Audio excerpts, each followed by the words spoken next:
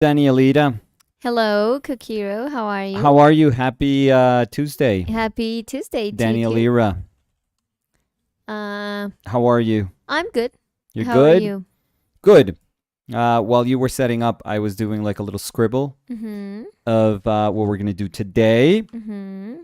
What is it that we're gonna do today? So I thought, and I don't know why. Well, I do know why I wanted to do this, but I usually get asked by a lot of people mm, how I made the decisions that I ultimately made for my palette, for what I consider to be my kind of workhorse palette, my base palette. So a lot of people um, tend to ask me, like, how do you get to that decision? How do you get to that point where you say, well, it's this yellow or these yellows, it's this red or these reds, it's this blue or these blues, Mm-hmm. and it's these earth tones or these transparent tones. I mean, usually palettes, very complete palettes, are a combination of different different choices regarding primary colors. So some people will have different yellows, different reds, different blues. Some people will have secondary colors if they feel that mixing them from primaries will not give them enough chroma. Mm-hmm. Um, so they'll have violets, they'll have greens, and they'll have oranges. And a lot of people try to make a combination of opaque and transparent colors. And they'll also add earth tones. So that feels like a lot. Mm-hmm. If you ask me, that sounds like way, way too many options. But that's why I ended up with what I consider to be a very simple palette, which Mm-hmm. is, it's almost like ripping apart a Zorn palette. So it's actually keeping the white, the yellow ochre. So for a yellow hue, you have a yellow earth. For the red, I maintained that red orange that used to be vermilion, but um, I'm keeping my cad red, which has been with me since I started painting. That was a color that both Max and Steve would ask us to have in our palette. So I have squeezed cad red since I have known how to paint. Mm-hmm. Um, and let's see, the black. I know I'm skipping my alizarin, but I'll get back to that. The black in the Zorn palette, in the 4-color palette, what I've done is sort of taken one color, which is this black, and like split it into two. So I have the earthiness of black represented by raw umber, and I have the coolness of black represented by ultramarine blue. So a lot of people do this. A lot of people take that black, the idea of a black pigment, not so much, the exact pigment, but the idea and the role of that black pigment, and they actually try to, spread it into other colors just to make your palette a little more versatile, just to give yourself a little more options. A lot of people, and this was very much, I'm going to say both Max and Steve, even though I'm trying to think if Max used black. I don't think he did. Steve, I think I remember him using black, if I have to be honest, but not. I'm not entirely sure. I'm not entirely certain. But I remember when they were mixing a very rich dark. Mm-hmm. They would go, well, not raw umber, but let me quiet this down. They would go burnt umber, alizarin crimson, and ultramarine blue, and that'll give you like a super dark, rich, velvety color. And it's not as if it's a black replacement. I mean, if you really think about it, it's kind of backwards to say I'm going to replace one color with three. Yeah. No, that's not how painting works. Painting works the other way around. You want to replace three colors with one, just so you Mm-hmm. can have more control, and you don't have like unnecessary options in your palette. But but yeah, by splitting this, you have a blue violet, a red violet. So they're actually kind of close, kind of analogous if you think about them that way. And you would have an earth tone, a brownish earth tone, burnt umber being far redder than raw umber. So they would all just mix into this nice kind of rich tone. So what I have done is pretty much split these up and mix it up with the idea of black that I had, that was passed on to me when I was learning. And by doing that, I realized that if I introduced alizarin crimson into my red hue, I could split my temperature super, super simply. So what that means is that I would have finally one hue that would have two options in terms of temperature. Because usually, with my other two hues, the blue violet with the blue with the blue violet that's ultramarine, and the yellow with the yellow earth that's yellow ochre, I would have only one choice for them. But with the red, I would have two. So now I have options in terms, very clear options also. Very, very easy to see, easy to understand. They're on the opposite ends of the spectrum in terms of the red hue. Again, one is a red orange, cad red, and one is a red violet, and one is clearly opaque and covering and very, very saturated, which is the cad red, and the other one is transparent or semi-transparent, and still very rich. I would say that not as saturated as cad red, but a very, very rich color that is objectively very cool also. So, that's how I reached my palette. It was really just compressing that palette that I had when I was growing up as an artist, when I was being educated as a painter, and years later saying, okay, I'm going to make it super, super simple for myself, but I'm going to start to think about what these colors do, what the role of these colors is. So a lot of people ask me, how do you know what that role is? Like, how do you identify roles of color in palette? And obviously, it's all relative. So what that means is that your color by itself is useless. When they're alone, they can't do anything, nothing. But as soon as you put another color right next to it and you start, comparing them, which is basically what we do every single time we're painting, just comparing constantly our colors, then you have relationships. You have the ability to create relationships. So for us to understand what a single color does, we have to insert it into a bunch of other relationships. But I would say that we can start here, because you often hear people say, well, start with the Zorn color palette, or start with like umber and white, just doing, very monochrome paintings. Just think about paint handling, think about value control. Other people suggest, put down a primary color palette. So have a titanium white or any other white, a yellow hue, a red hue, and a blue hue, and start there. Because you can make, a lifetime of painting with just primary colors. It is entirely true. It has limitations, but it is completely true that you can paint your whole life with those colors and you'd be completely fine. You will feel no need of any other colors, to be honest. But many times having these, it sounds simple, but it's actually complicated. It's actually super tough for a lot of people. When you try to tell them, well, it's a small palette. You have 4 colors. Remember, I always consider white as a color. It's a pigment, so in my mind, it's a color. But having, these 4 colors means that there's a ton of possibilities there. A lot. There's a ton of hues that you have access to. You have primaries, secondaries, tertiaries. So there's a lot of mixing that's going to be going on in your painting. And if you don't feel confident with what you're doing, if you don't feel you understand what complementary mixing is, how to cancel colors through complementary mixing, it's going to be tough. It's going to be a little tough.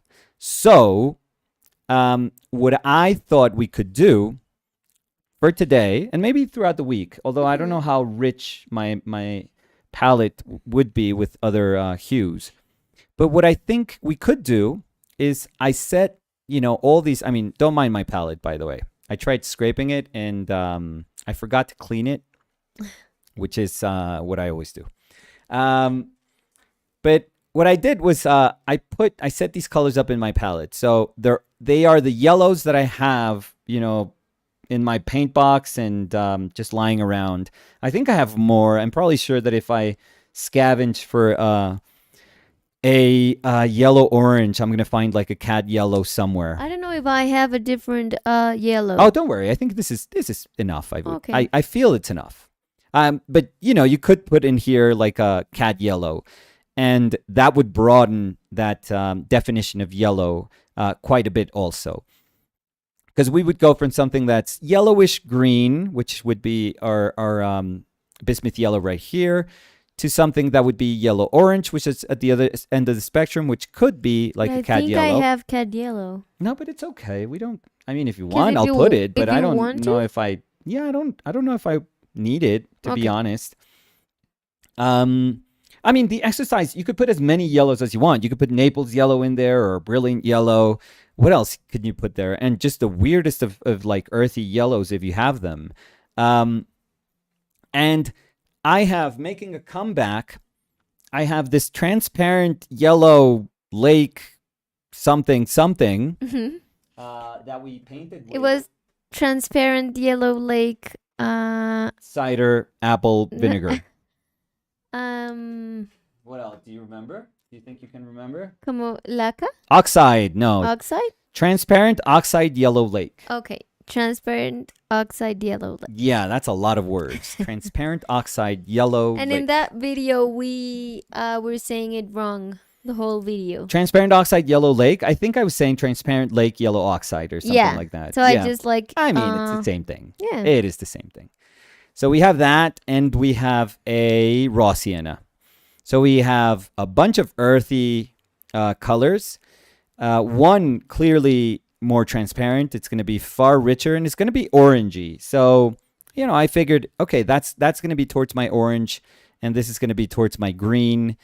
And the good thing about painting with a single hue and just as many, throwing as many possibilities as you can to your palette is that you're going to start to understand what it means, what yellow hue means.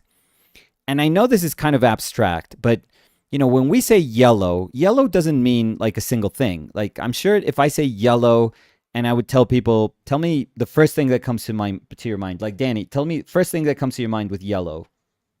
Like thing like Or anything. If I say yellow, think of something yellow. Yellow. sun. Okay, yeah, or like banana. In my mind, it was like banana. Mhm. But we associate it very, very quickly with something, with minions, with, I don't even know what else.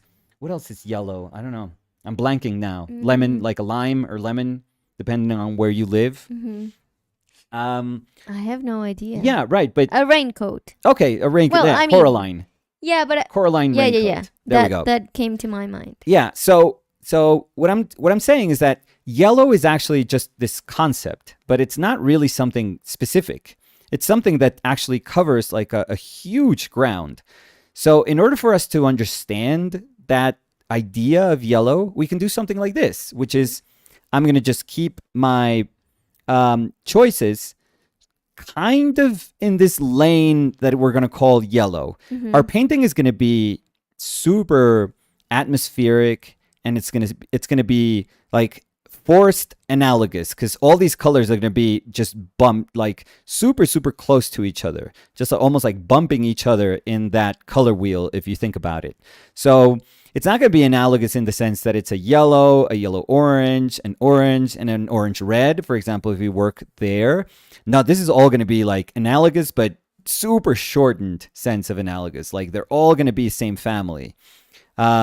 So harmonies are going to be super easy. Super easy. You don't have to struggle to do a lot with this palette because, I mean, there's not going to be true dissonance. There's not going to be like, whoa, what is that color? Like, why did you drop that color? Now, can we mess this painting up? Oh, for sure. We can always mess a painting up, but it's going to be hard. It's going to be way harder to mess this painting up than it would be to mess a painting that has yellow, red, and blue up.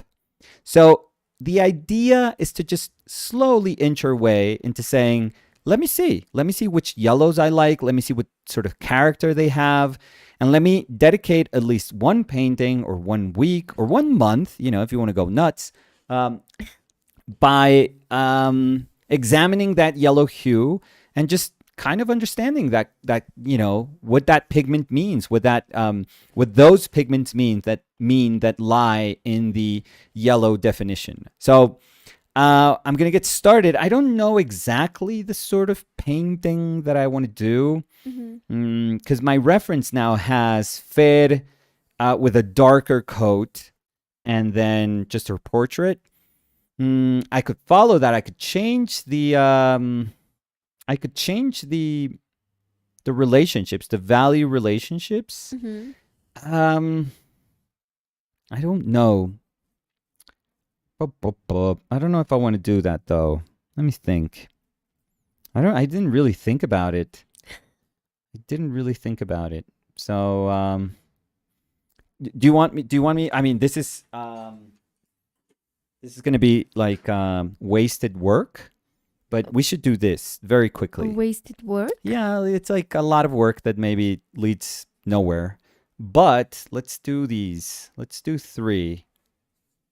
Oh, We'll try to do them. Yeah, we'll try to do them very quickly. So I'm gonna go Yes. quickly grab a sweater Okay. because I'm freezing cold. Oh, okay. So for the first one, I'm going to do the simple one, which is, oh, by the way, I thought I was going to use my raw umber just to get, because I don't have a way to access darker values, but let's not use it. Let's not. So I'm thinking, so I'm going to use that transparent oxide, blah, blah, blah. We're going to use that as our darkest. If we mix it with the raw sienna, which is a little more opaque, that'll get us a little bit darker there. So I was thinking maybe we could do this, maybe, that's getting dirty, but doesn't matter.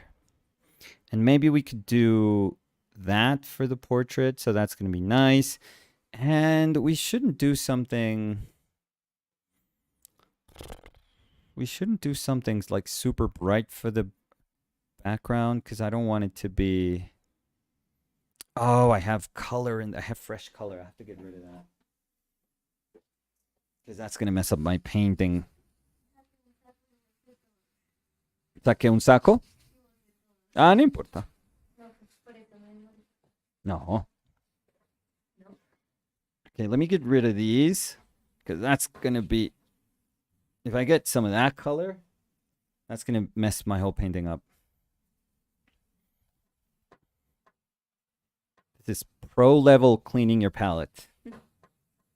You need something? Oh, no. And we lead a solvent-free life, so old school palette cleaning. I'm trying to think of what I would do for the background, and I was saying how maybe more neutral. So this would be like our painting. This would be one option for our painting, which is kind of nice. I mean, that would be probably my go-to option if I do this, because I know it's going to work. That yellow is going to, well, that lemon yellow, that bismuth yellow is going to be just like a bullseye in your painting, and you're going to go straight to it. But we could try favoring. We could actually, let's turn it around just to see what it looks like. If we turn those relationships around, almost like invert them, which may be kind of interesting.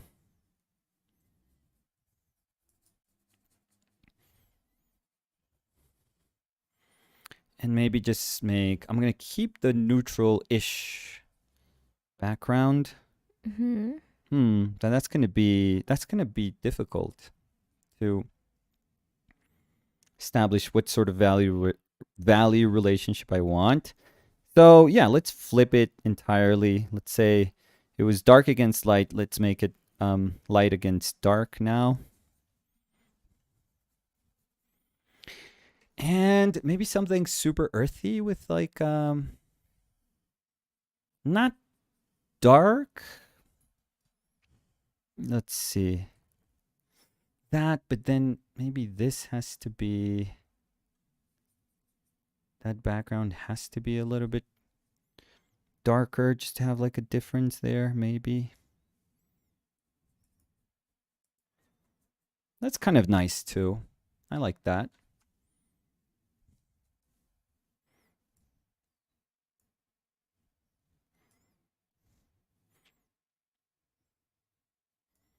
Like the abstract quality of that shape, that yellow, that bismuth yellow shape is far, far more attractive there. This one's just solely about the portrait, I would say.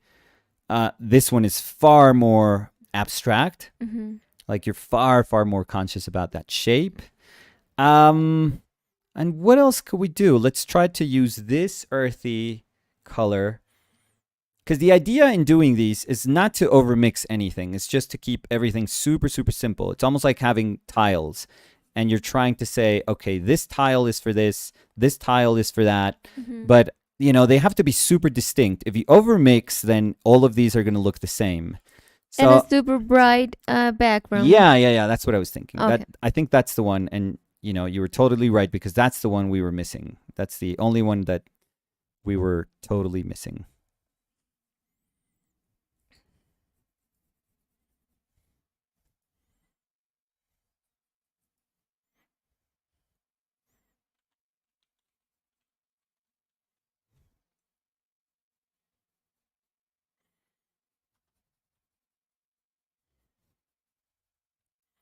And maybe we can make this like a lighter yellow ochre here. We had ochre there, but maybe we can make this like that. So I would say this one is probably very atmospheric because it's kind of vague. Well, this one's quite atmospheric too. Maybe people can let us know which one they would like. Oh, that's super cool. Yeah. I don't know if there's enough people right now. So we have 80 people here right now. Oh, cool. So let's do a very. I know some of you guys are you're far more comfortable listening and not quite participating, Mm-hmm. and that's totally cool. That's super fine. But if you could for one time, just this is 1, this is 2, and this is 3. So just kind of vote 1, 2, or 3. 1, 2, or 3. Yeah. Just vote, and we'll see. We'll give it like 2 minutes. So maybe we can say hi. Yes, While people vote. Actually, I don't mind any of them. I think they're nice. Yeah, me too. I thought this one was boring, and I'm liking it now. I don't actually, think it's boring. Yeah, I thought. Well, the more boring of the 3, because I think this one's very Baroque-ish. Let's say. Yeah, like with a mood. It's like super Yeah, moody. very, very moody, and your eye will go. I mean, think about it. This is while people are voting. While people are giving their opinion. This is the moment in a painting that's going to grab your attention because it is the highest contrast in terms of value, Mm-hmm. and it's also the moment of the most chroma, most saturation in the painting. In the So in the you portrait, yeah. Right. So you have like 1 and 2 things going for that one moment. Plus, it's a portrait, so I'm trying to do like an asterisk. Yeah, that's like a chicken. I know. Yeah, Chicken a little finger. bird was hopping on top of the Yeah. painting, but so that one's very easy. I feel it's super easy. If you make a kick-ass portrait, it's gonna work. It's like, yeah, it was all about the portrait, and you nailed the portrait. Period. This one, I think it's just about this shape. Yeah. So I think the interesting about this one is that, oh, fudge, and I don't know. Well, this one, I don't know how good it would work. Why? Well, because I stained all the, this yellow looks great because the paper is actually shining through. Oh. So I kind of messed it up, but it doesn't matter. If this one wins, I'll flip it over maybe. Yeah, I could do that. That's totally fine. I'll flip the paper over and we'll paint on the other side, and we'll do this Can't one. you try to? No, wipe it it won't clean? erase. No. It's already stained. So it would be, I would probably have to add white to it a lot, Mm-hmm. and then maybe more yellow afterwards. Or maybe, you know what? Maybe it's a nice challenge. Yeah. Yeah, Yeah. We're fine. And We're it's fine. like a cool ghost down there. Well, yeah, we'll have all of these Yeah. to remember them. So you So were we could do saying that. number We could do two. this. Yeah, which is very abstract. I think that yellow contour, the Yeah. contour of that coat will be super super powerful. But then she sort of dissolves because I think that even though this is a little bit grayer, like raw sienna tends to be a little bit earthier, a little bit grayer when you add white to it Mm-hmm. than yellow ochre. You can kind of tell right here. I don't know if you could see the difference, Mm-hmm. but it's pretty evident for me. But this can be, I don't know if that's making a difference. So that can be a little bit grayer, a little more neutral for that. And then maybe the portrait, we can make it more of a yellow ochre, maybe a little bit lighter. Maybe a little bit lighter.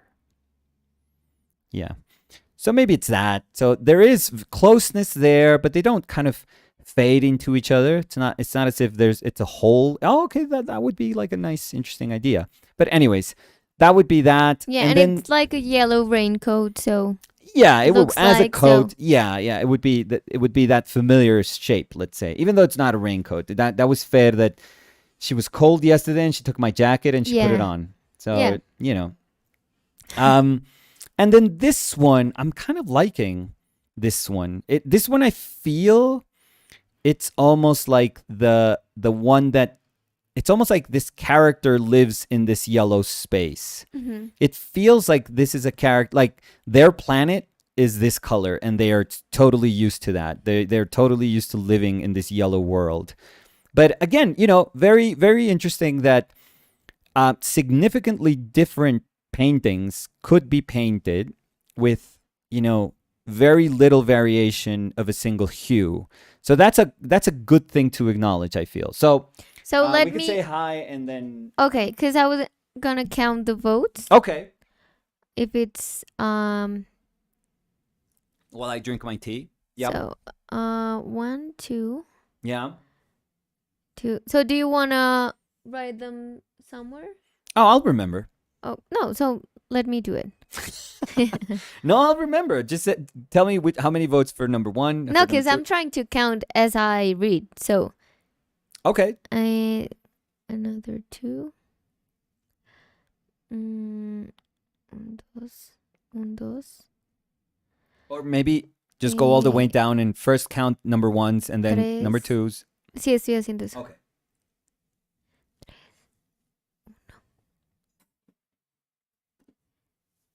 I'll be honest and I'll tell everyone which one actually no, I don't have it. I was gonna say which one I want to paint. And now that I'm looking at them, I'd be like, yeah, they're all fine. I could paint all of these. Like I would enjoy all of these.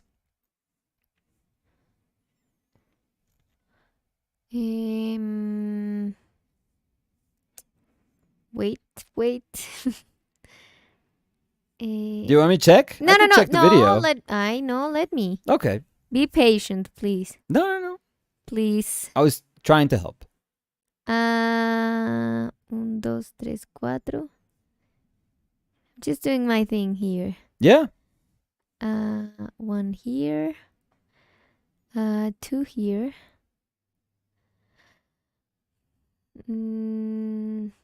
What does it look like? 2, 1 and Is it 2. super spread? I think maybe number 2 is gonna be the winner. Yeah. Yeah. Yellow raincoats, dude. That's Yeah. So let's say number 2. That's good. Wait. 1, 2. I think. Because there's like a ton of votes. Oh, this is the most interaction we've gotten Yeah. ever. Yeah. So where was I? Here. 1, 2. Oh, yeah, if that 2. if it's that 3, close, let's do number 2. No, 2. Yes, Wait, because I want to have the final number. 1. 1, 2, 3. 3 here. 1, 2, 3. So I'm gonna do number 2. Because I think number 3 is also getting. Oh Jesus. So 3, 4, 5, 6. So 14 votes for number 3. Okay. 10 votes for number 1. Okay. And Coin flip. 17. Oh, to there we number go. 2. Great. Yeah. So we're going to do this one. Sorry to disappoint the 24 other people, Mhm. but that's just how it is. Art is disappointment. I want you to see the way I counted. Oh my God. So I'm just going to wipe these a little bit. So maybe it wasn't an exact count, but I think that number 2 had the most amount of votes. That's fine. That's fine. It could be like by applause. So that was always very scientific. AHES said it's always Danny with the complicated counting. Haha. Okay. So By the way, look, like this is how much a paper will absorb, how quickly a paper will absorb anything you put down. It's already stained. Like I took off almost everything that's like superficial, but that's what I was telling Danny. No, the paper, like you can never Yeah. get back to that. Even if you had solvent, you can't get back to that. It's already super stained. because Jair Yeah. was saying that they've used an eraser on Moleskin? canvas Oh. to remove oil paint, but it might not work on paper. Yeah, I think the fibers of paper, Mhm. the pulp, actually behaves a little bit differently than fibers in a canvas. So, and probably in a canvas, you're speaking about not a raw canvas, but you're speaking about a primed canvas. Yeah. Our paper is not primed. Oh, if this was primed, no, I would just take, even like liquid, and I would just wipe it, Yeah. and then I would be, 100% we could take Yeah, it because off. the problem is the porosity of the paper. Yeah, the Like- porous quality. Porous? Yeah, Okay. I like porosity, Porosity. but yeah. That sounds ferocious. Um, So let's try to cover. I just tried it, and I'm realizing, oh, now we need white for that. have you seen that you have a little turtle on your search bar? I don't know if you choose that here, What? right here. I have don't know if no that's clue like what you're talking about. Today's Google Maybe. thing. I thought you did it for me. No, maybe it's a Windows theme that it's like nature-y. Because my Google down there, in Yeah. the search. No, the Windows bar, not the Google one. No, I clicked and it changed to like a little boat. Yeah, because I saw it the other day, and it was like what was it? It was flowers, and I was like, why are there flowers in my search like Windows search bar, which I never use, by the way. But I I don't know. No, I think it's a theme. I think because I haven't quite deleted all the crap that Windows comes with, yeah. So there's Comes probably from? yeah, I don't know what I was saying. Yeah, where does Windows come from? So I'm sure there's a bunch of crap in there that I don't really need.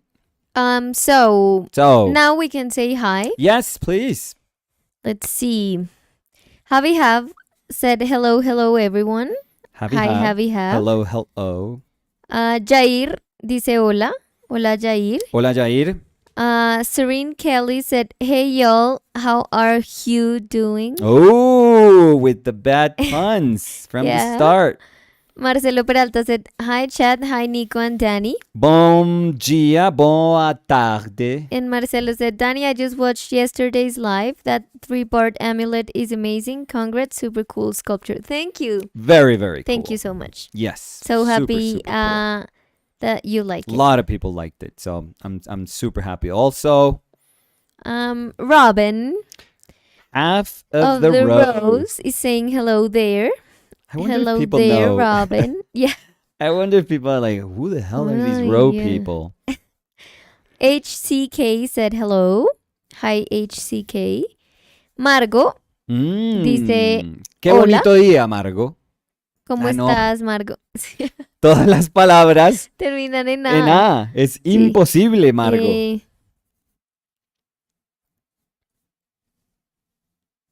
Imposible. No, sí. Estaba tratando de pensar en Ah, algo yo y sí no. dije, porque te varaste. Sí. Allá, ¿qué le pasó? Estoy mi cerebro ahí echando humo. Serene Kelly said, "Have you ever used purple ochre before?" Purple ochre. No clue what that is. That is like everlasting gobstopper color. What the hell is a purple ochre? Because in theory, ochre ochre refers to like yellowy earth tones, and if it's purple, it means yellow plus purple, which means gray. So I have no clue what that is. So let's Google.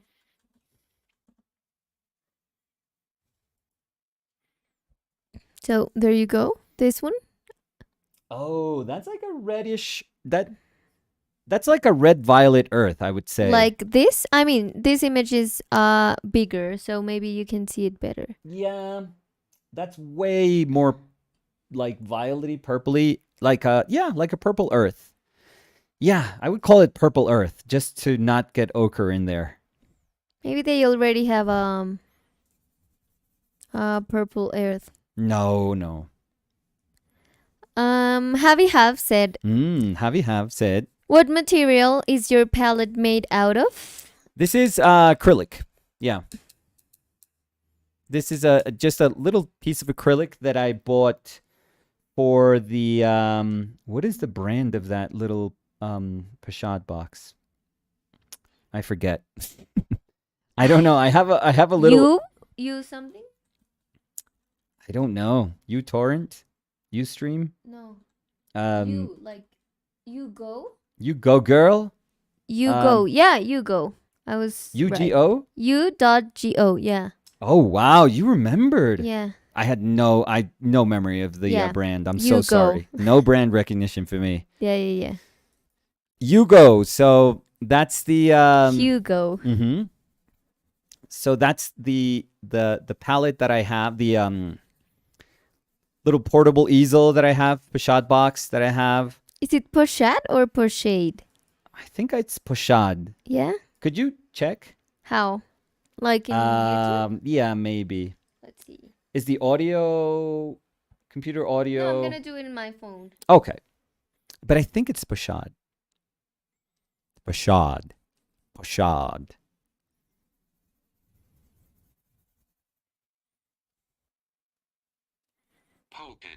Poked? No. That's the only one that I know it isn't.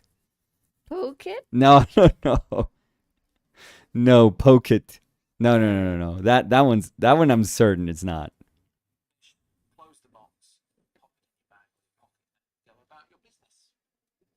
What?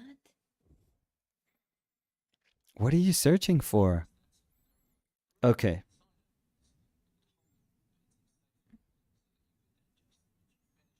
I'm going to search here.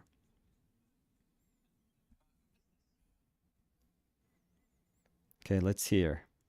Poshat? Let's hear. No, but you can do that That's because fine. then we cannot George monetize. Frederick So no, Thomas. let me talk. Yeah. On top of that, hello. Yeah, that's super loud, Nicolas. Yeah. Have to. Yeah.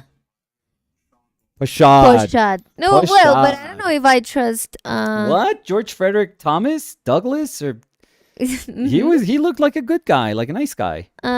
Trustworthy. 100 Sean million Farley times. said Poshad. Yeah. West Boulevard Vet said Poshad. Yeah. Peo The Chad of Pochad. boxes. Yeah, Pashad. I think we're good. Yeah. So let's keep saying hi. I thought you were going to say, let's keep saying Poshade. Poshade. Yeah. Borg, MM 0. Borg. So Monique said hi. Yeah, Hi, with Monique. How are you?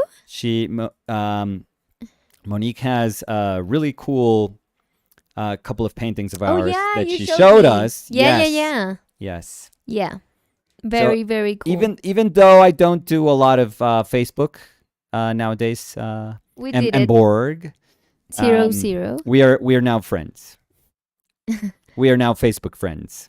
Egtor Egtor. said, hey guys. Hi, Egtor. How are you? How you doing? Catherine said, hi, everyone. Hi, Catherine. Hey, Catherine. Belt said, lemons. So lemons are the yellow ones. No. So So our here- lemons are green. Yeah, so and here, our limes exactly. are these colors. Exactly. So I'm sorry. I know the world is upside down. The world is also a very big place. So in Colombia, lime, and the green ones, rounder Lemon. ones, Smaller lemon, ones. smaller ones, Lemons. lemon. Well, here we have huge lemons. They're not as There's small. they're different though. No, but we also have that Yeah, but they're different. variety. They're different. Yeah, they're different. What do you call that? Different types, different species. No, different. Mm. What do you call like a different sort of fruit? Variety? Variety? No, but there's another word. Different. What are they? Different. I don't know. So, Okay, we gave up on that very quickly. Dita Art Okay. was yeah. saying, hi, Monique. Hi, Dita. And Monique said, hi, Dita. Daniel MC dice, hola, hola. Hola, Daniel. ¿Qué hubo, Daniel? Yum Taco said, your art is amazing. You inspire me to continue painting. Do you recommend cadmium red light? Cad red light. It's super yellow or it's super red orange when it's light. So if you don't mind it, that the cad is going really towards the orange, that's fine. Mine is pretty much like a medium. So if I could recommend one, although there's no wrong answers here, I would recommend a cad red medium or cad red. You know, usually when they have light is because they offer a very, very yellow, what am I saying yellow? Red orange cad. So be mindful of that. West Boulevard Vet said, within one fruit, it is variety. Variety, okay. Thank you. Because I have to scroll because there's like a lot of comments voting. Still people voting? No, because I'm saying hi, like the comments we. Oh, okay. I was gonna say, oh my God, no, you already started. I'm not changing anything. Belt said, yellow also reminds me of mustard sauce. There you go, mustard. On a Perfect. hot dog. Hot dog. I don't know what that is. They spelled hot dog. Oh, I don't know. Hot dog. Okay. Can I have a? Oh, Jesus Christ. I always do the same. Yeah. Is it? Are you surprised? Yeah. I'm not surprised. Kind of disappointed, more than surprised. Yeah, I'm not surprised. Marcelo Peralta said, I can't go to work this week because I got COVID. Oh. The bright side to this is that I'll hang back at home and paint along today. Oh, good. Well, we hope you're feeling good, which is the most important. Yeah. The good thing is like COVID cases, while they're, it's still, it's getting to be just, everywhere. Like people are getting COVID like what people thought COVID was at the beginning ignorantly, which was just another cold. Like finally it's becoming a cold. So that's always like a good thing, a good sign, I guess. MM Borg00 was saying the small tests on the bottom and a smiling face. Yeah, I don't know if we're going to get rid of them. We're going to be able to get rid of them entirely, but we'll see. They probably are going to end up making this cameo. Yatuki001 said, to me, art continues to be disappointment until the artwork I create starts to look a bit realistic. Oh, that's you're painting yourself into a corner a little bit. I think art can be absolutely enjoyable and wonderful. We were talking about that yesterday. And And I know that, you may feel like you're working towards a goal, and that's wonderful. Like, please continue to strive for that goal and work really hard towards the goal that you've set for yourself. But don't think that what you're doing while you're getting there is not worthy, because chances are it probably is. Don't let that idea convince you that you have nothing worthy of saying just because you're not there yet. And by there, I mean where you want to be. Not where, for other people, it's going to be a different place. Daniel MC dice, ¿todavía usas yupo u otra superficie? No, estamos ya trabajando, por eso se siente súper absorbente, en una moleskin, en un papel de unas libretas que se llaman moleskin. Y el papel no está preparado, es un papel crudo. I already went through all of my bismuth. Cody Winnicky. Hi, Cody. Hey, Cody. Cody said, how's it going? I was distracted and missed the bell today. Oh, Cody. You missed the votes, the voting for today's painting. It was once in a lifetime voting that you missed, Cody. Yeah. Shame. I'm joking. How are you, Cody?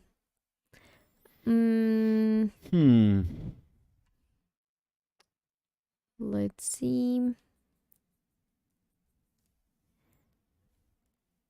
West Boulevard Vet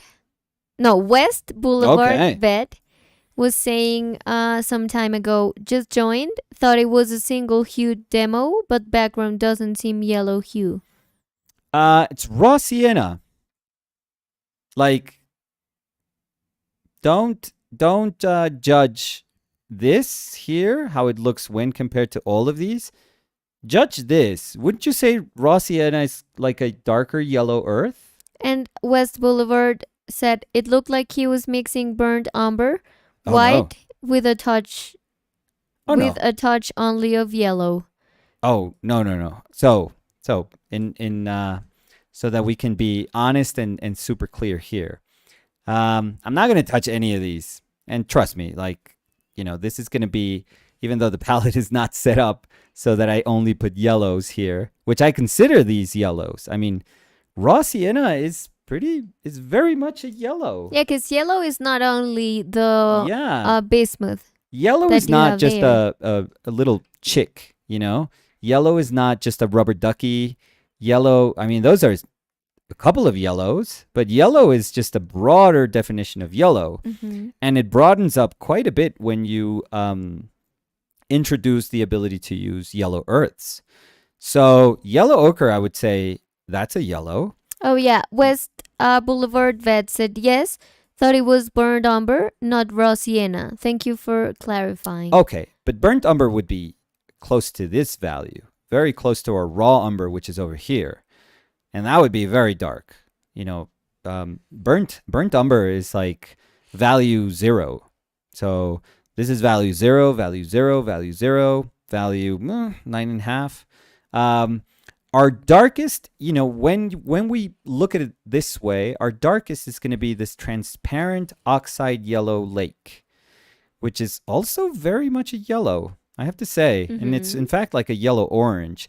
The thing is, when you mix these colors, they look one way, but as soon as you introduce a very cool color like titanium white, they actually behave quite differently. But there is no way that I don't think of all of these as having yellow in them. There's no way.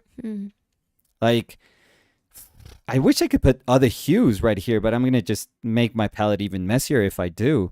But if I put a blue here, you would be like, oh, hell yeah, that's yellow. If I put a red here, you would be like, yep, that's yellow. If I put greens, you would say, yeah, these fall into the yellow category. But the thing, we get distorted. We get our ability to judge them sort of coherently is distorted because we're only working within a yellow range. But that is actually the lesson here. Even within a yellow range, and remember, yellow range didn't mean that we were going to use Naples yellow, or like a brilliant yellow, then a Naples yellow, then a lemon yellow, and then cadmium yellow. Like that would have been easy. That would have been super cake. That would have been high chroma and a yellow, a very light, bright yellow, a yellow green, a very light, bright, saturated yellow green, and then a very saturated yellow orange. That would have been like tiny, but we also want to extend it towards the earths because why not? So Why not? West Boulevard Vet said, thank you. Yes, I see, and I agree. Had not heard of Yellow Lake. Oh, yeah. So if you watch our channel, we had a bunch of videos speaking horribly about, I mean, I'm being facetious here, but we spoke horribly about this gaudy yellow lake color. And here it is. And here it is making a weird comeback. I thought we had like graduated this color. So Jair Piñero said, I'm liking that bismuth yellow. I'm going to add it to my palette. Oh, bismuth yellow. If you're looking for a yellow green that has, well, a cad yellow green, a cad light yellow, I'm going to say. If you're looking for that, but a color that has a little more body, if you're kind of wanting your yellows to have a little more body, that's what bismuth yellow is. It's a very nice color. I'm actually like a pretty big fan of it, if I have to say so. Daniel MC dice, un moleskin. Sí, es que no me parece yupo porque el yupo es plástico y no tan absorbente. Sí, no. Súper Incluso distintos. no tan absorbente, sino pues es impermeable. ¿No? Sí.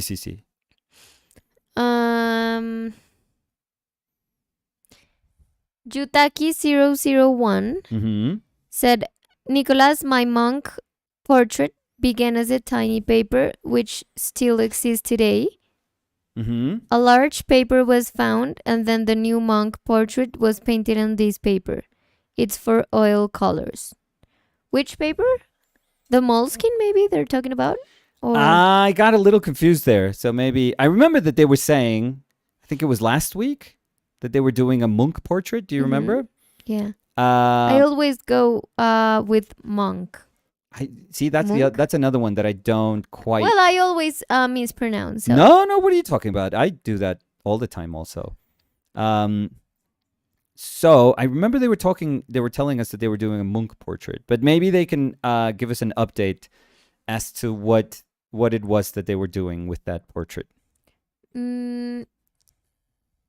Daniel MC said, I really like how this looks already. Me encanta el estado de inacabado que lleva la pintura.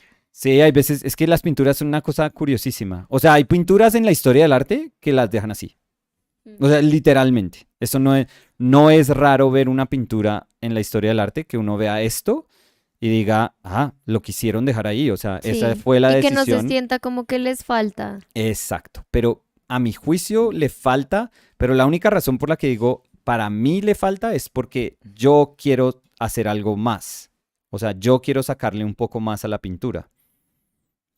Pero no es porque haya una regla en algún lado preestablecida que nos diga que es que la pintura tiene que tener más. Yatuki001 said, Nicholas, I wanted to paint Edward Munch. Yeah. Taking a walk to prepare to paint. I had no reference. Oh, very nice. That sounds cool. Yeah. Jay Murillo said, what color do you love painting with? Oh, all of them. It doesn't, like, colors are, I don't have a color, like a favorite color or like a color that I favor over any of them, or a color that if you take it out of my palette, I would feel just completely naked and afraid to paint. I don't think I have colors like that, or I don't understand color like that. I have to search for my yellow. God, now Which one? one painting. Yeah, for Bismuth. One painting, and I think I'm gonna have to order this color again. I don't know if I have. No, not. I don't think you buy Bismuth yellow. No, but the last time I bought.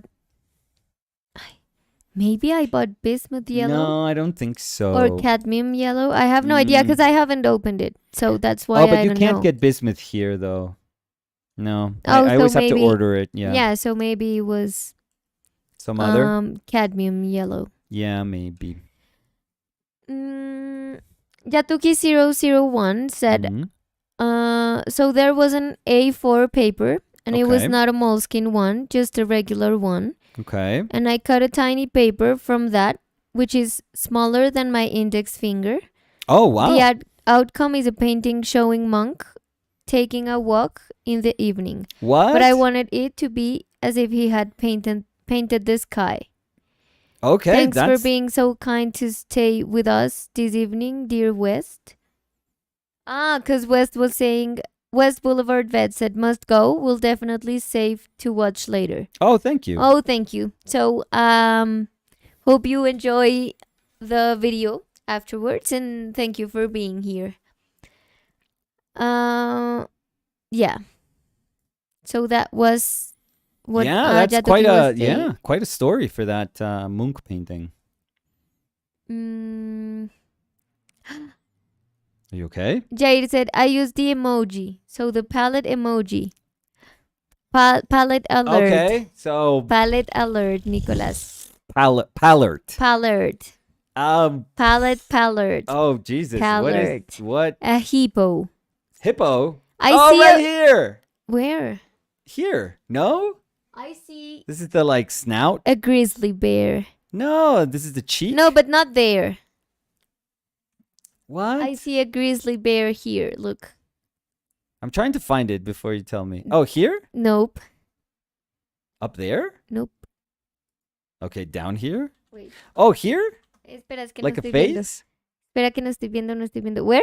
Here, like a head? Like a No, face? you're right there. You're almost touching the nose. No, the nose. That's the nose. And to the right, the eye. the right, To the right. the eye. Oh, but I'm not painting there, so I don't know. No, there's a Maybe bear. this?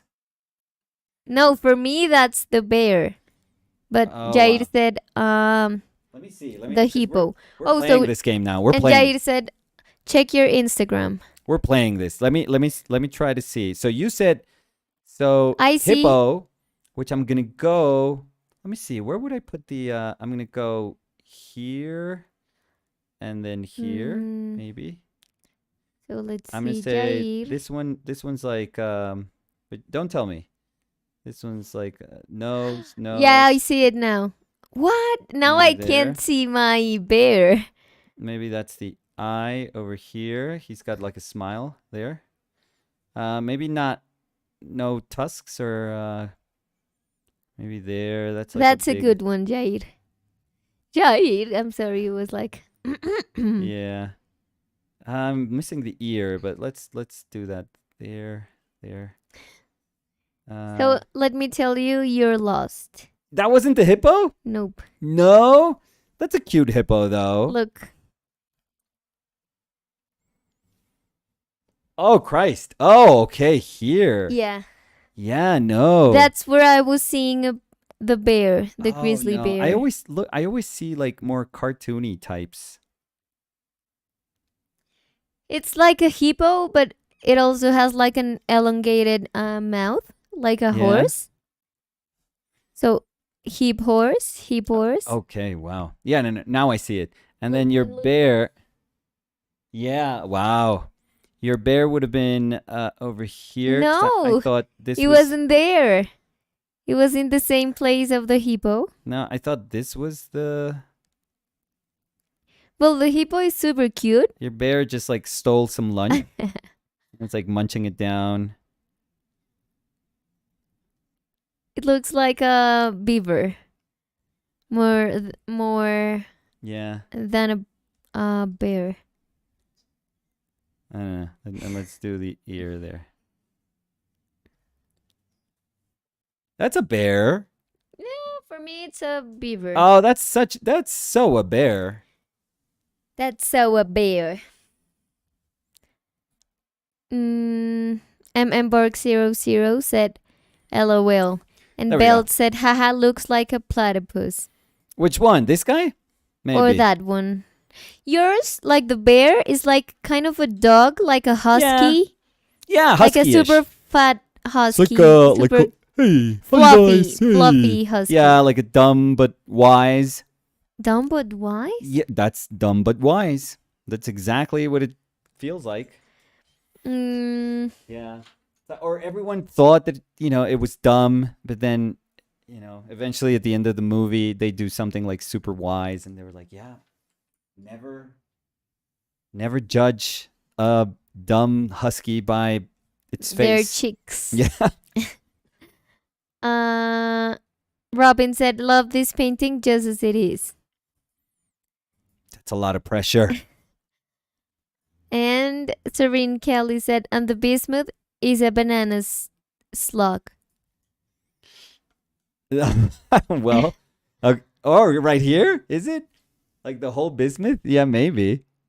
Jatuki said, so the marauding hippo is attacking this bear to defend something. I mean, I think they're that's friends. a good guy. Yeah. They have food in their cheeks, so I think they were just like everyone's happy. Yeah. Yeah. They're probably watching like a football game. Yeah, or a movie. They're eating popcorn. Sweet popcorn, I would say. Which is readily available in the jungle. Yeah. Well, or wherever you can find the husky and the hippo.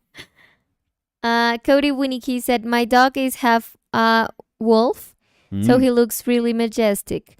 But he's kind of an idiot, so I get that description. Yeah. Like that big Alaskan Malamute that has. You were there in my mother's house, right?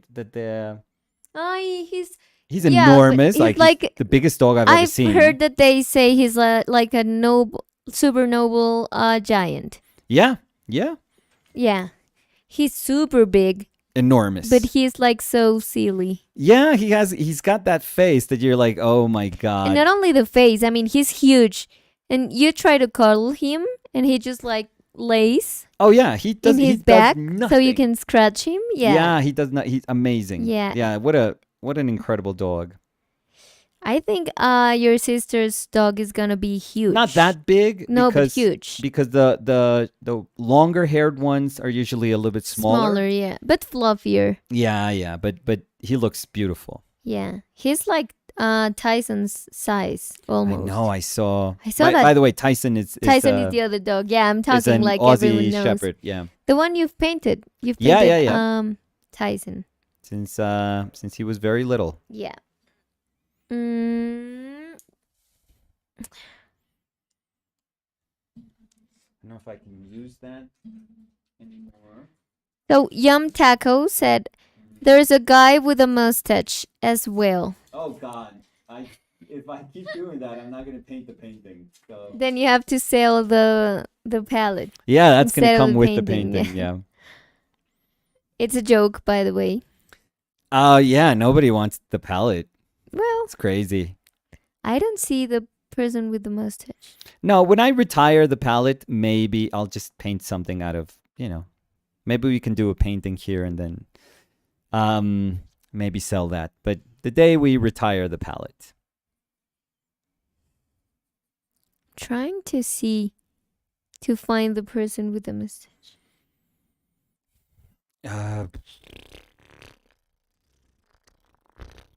I can't see it. No.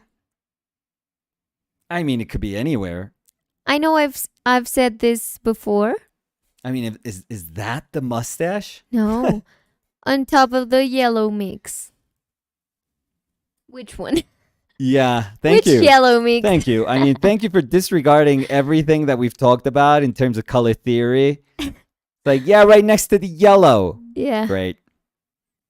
Good tip. I was going to say that I know I've said this before. Yeah. But we have in the tiles of our bathroom shower A llama. a llama. Yeah, that's what. But like 1,000% a llama. Yeah, but one day I showed you when you told me like, oh, there's a llama. I went into like llama mode, and I was like, I have to find this llama. But you found like a super abstract one. I found another. No, not super abstract. No, because then I told one. you like, look, mine is no, because it's not a llama. It's an alpaca. Oh, sorry. Because this one is fluffier. The one we have is fluffier. So you were like, yes, see the llama, and I was like, no, you have to find the alpaca. And when I showed you, you were like, oh yes, it is an alpaca. Yeah, it was far more specific than I thought it was going to be. It's like there. I mean, I think they did it on purpose. I'm sure they did. Yeah, of course. These tile people. Yeah. That are leaving like Easter eggs. Yeah. They did an amazing alpaca. Yeah. Jair Piñero said, I sent you the bear I saw. So let's see the other bear.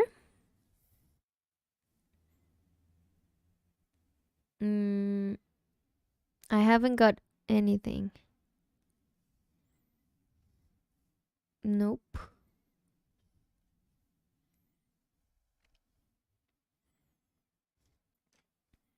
I don't know how to solve. Well, I mean, we'll get to it, but not sure how to solve a bunch of stuff that is dark here. Because if I start doing it dark, then it's just dark marks over this yellow mass. So I'm super like confused as to how to solve it, but I guess that's the whole point. I know, but I mean, Jair was closer to the bear you did. Yeah. Like the husky bear. Look. This is Jair. Oh, wow. Yeah, looking at it from below. Yeah. Nice. That one's nice. That one's very nice good. Angle. Yeah. Yeah. No, mine was in the same position of the hippo. Hippo? Yeah. Yeah, hypo would be no. Hypothermia. Okay, yeah, sure. So, AHES said, hi, Nicolas. Mm-hmm. Hey. Where can I find such paper like yours? I know it's used in Moleskine sketchbook, but do you cut it straight out of them? Yes. If so, easy answer. Your paper looks way bigger than the usual 13 by 21 centimeter sketchbook. Right. Oh, yeah, because this one's the... So this one's the A3 size, Yep. and you can just look for that one. Yeah. They have it in the Moleskine store, or just look at it wherever you're getting your sketchbooks from. I mean, it's not super easy to find, but you'll find it. It's not difficult to find either, so don't worry.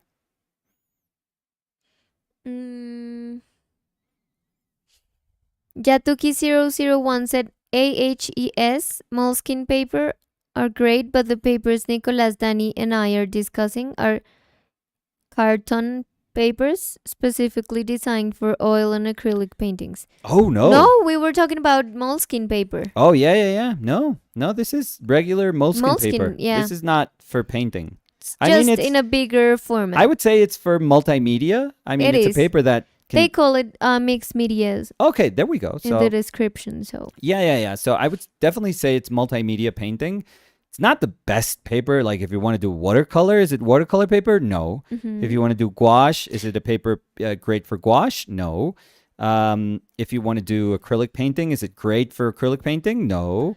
No, but it can handle. But it can take painting. I don't know. I guess the proof is in the fact that I'm doing it. So it is. Oh crap! Where did that come from?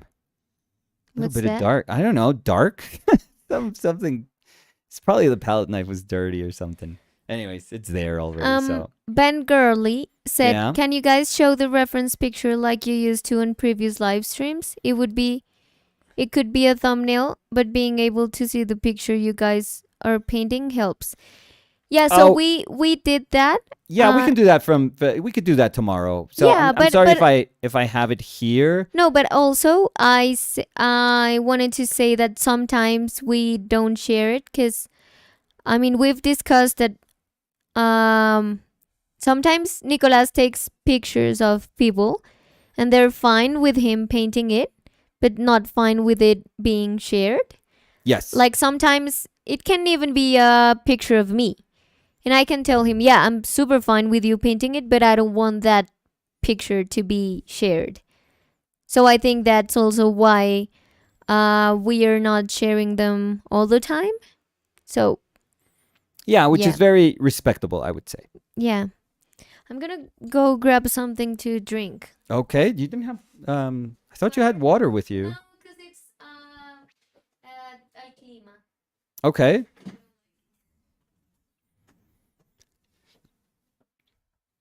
Yeah, so I'm still trying to figure out. I think that the toughest thing to figure out is understanding what I'm trying to do with value. And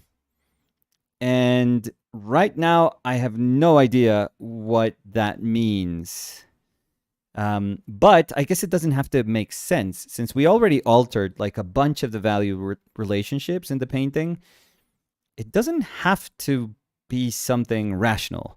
So it can just work like super, super simply and almost like abstractly, and then we're good, I feel.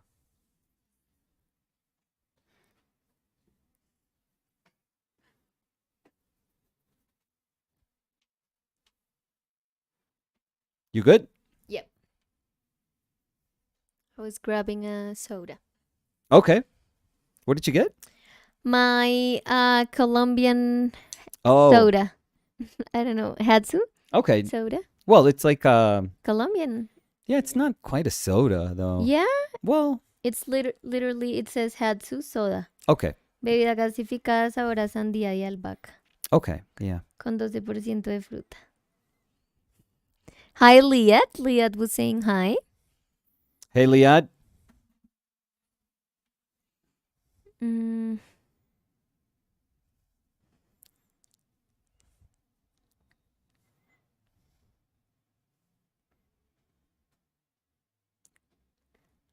So the guy with the mustache, Yeah. Yum Taco was saying on top of the yellow mix in yellow ochre. So again, I'm lost. Yeah. I mean, I guess this Which was the more yellow- ochre. This yellow guy right mix? here, In maybe. yellow ochre.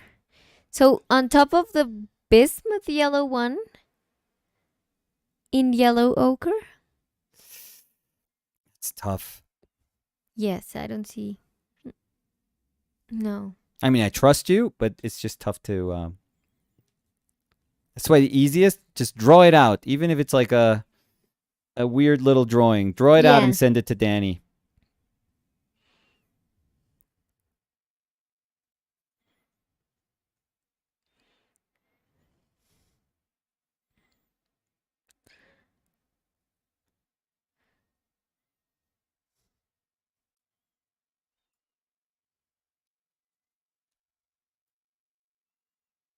Mm, I don't know why I thought today was going to be a super cold day. It's sunny outside. right now, like super Yeah, sunny. Super sunny. Oh. Because I even grabbed this sweater, remember? Yeah. Actually, at some point, also. Yeah. And now, Well, that's our weather for you. yeah. Jair Piñeros dice Bretaña. No, no es Bretaña. Bretaña toma mi mamá. A mí no me disgusta con limón. Sí, pero es que yo creo que uno se vuelve como inmediatamente más viejo si uno dice Bretaña o no. O sea, De pronto.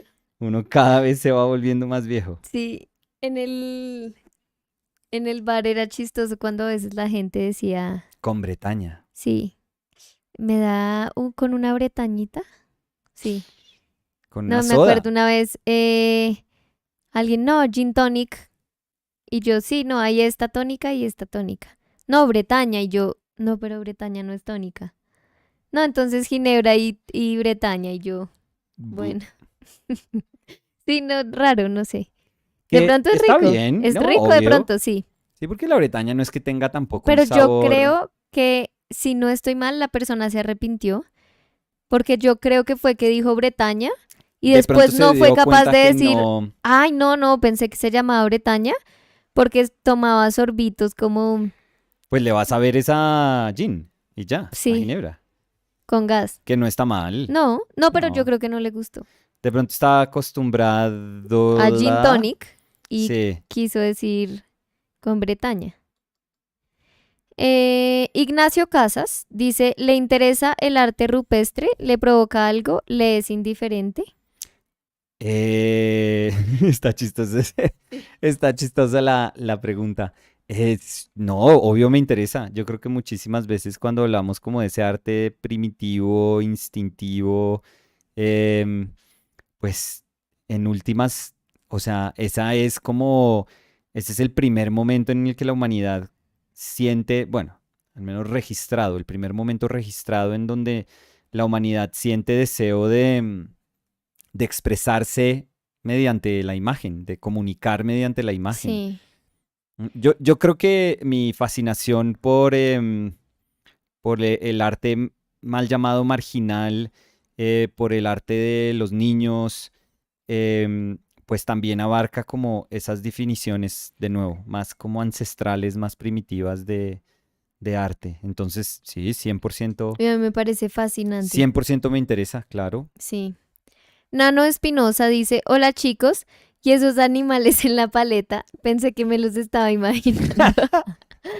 Lo que pasa, Nano, es que muchas veces la gente dice que ve formas en la paleta, como que se arman formas en como los blobs de pintura, como en las bolitas de pintura. Como ver nubes, Sí, básicamente exacto. estamos viendo nubes. Entonces, ahora siempre que alguien ve algo, nos deja un emoji de paleta de pintar, o de la otra paleta si quieren también. También cualquier definición de paleta, cualquier... Y los buscamos. Entonces nos dijeron que había un hipopótamo y un oso.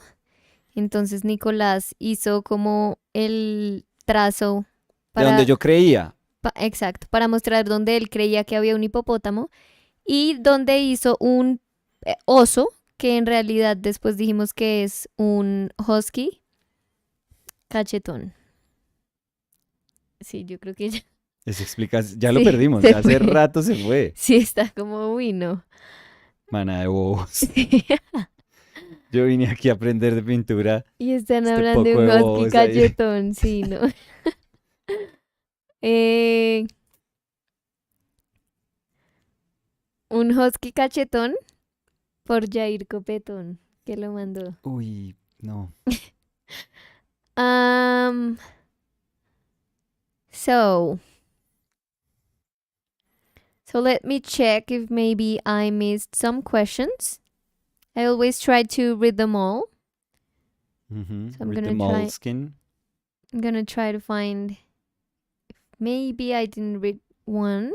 And also remember, everyone, that if you want, you can leave a comment with a question or a topic for conversation or an anecdote or whatever. Oh, we are hungry for And conversation. We're we'll fishing for be- conversation today. No, I just think it's super cool when people let us know a little bit more about them. Yeah. It doesn't have to be like something super personal, but I think it's cool because we open a lot here. Mm. So it's also cool to know we are opening up to people in the other side. Okay. Yeah. No? I don't know. I don't know. I didn't get that last part. So What? because we are open with people. No. It's like, I mean, we're always having a conversation with people. Okay. But at the end, we don't see that people. So when we can listen or read a little bit more about that people, we can have an idea About them, yeah. about them. Not Okay. only like talking to the screen, but talking to someone. Like Okay, knowing okay, I there's get someone. you. Okay, I get you. Yeah. So. Jair Piñeros Yes. dice, Dice. hey Nico, dijiste que no se puede conseguir Bismuth Yellow en Bogotá. Voy a Bogotá en 20 días. Si quieres te llevo un tubo. Ay, muy amable. Pues normalmente yo los pido por internet, pero no, cuéntenos cuando esté por acá. No lo voy a encartar, no se preocupe, Jair.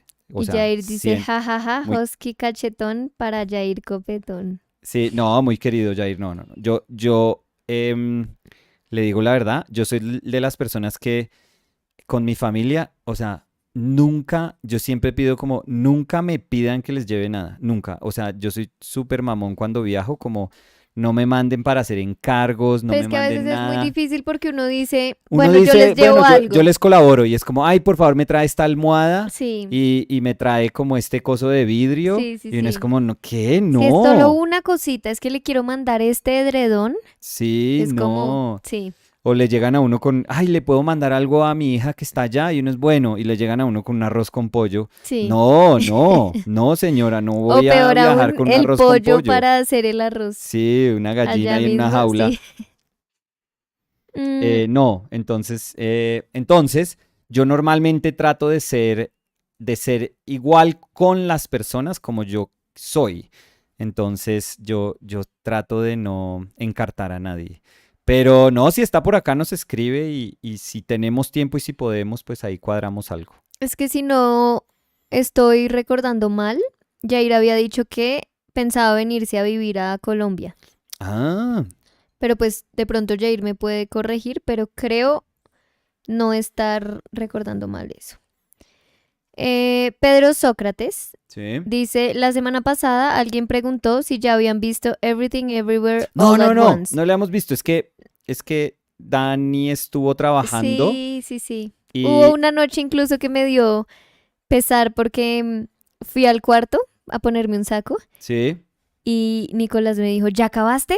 Es que ya tengo la película. Y yo te tuve que decir no. O sea, Sí, sí, fue lo siento mucho, me una la quiero semana ver, llena pero, de decepción, la verdad. pero tengo que seguir trabajando y trabajé ese día hasta muy tarde. Pero Entonces, como esta es la semana que me toca a mí, entonces a mí sí no me importa dejar a un lado mi trabajo para verme una buena peli. sí, Entonces creo que no la vamos a entonces ver hoy esta no la noche. vamos a ver, sí. Y Pedro estaba diciendo, les cuento que ya se puede conseguir y un emoji de pirata.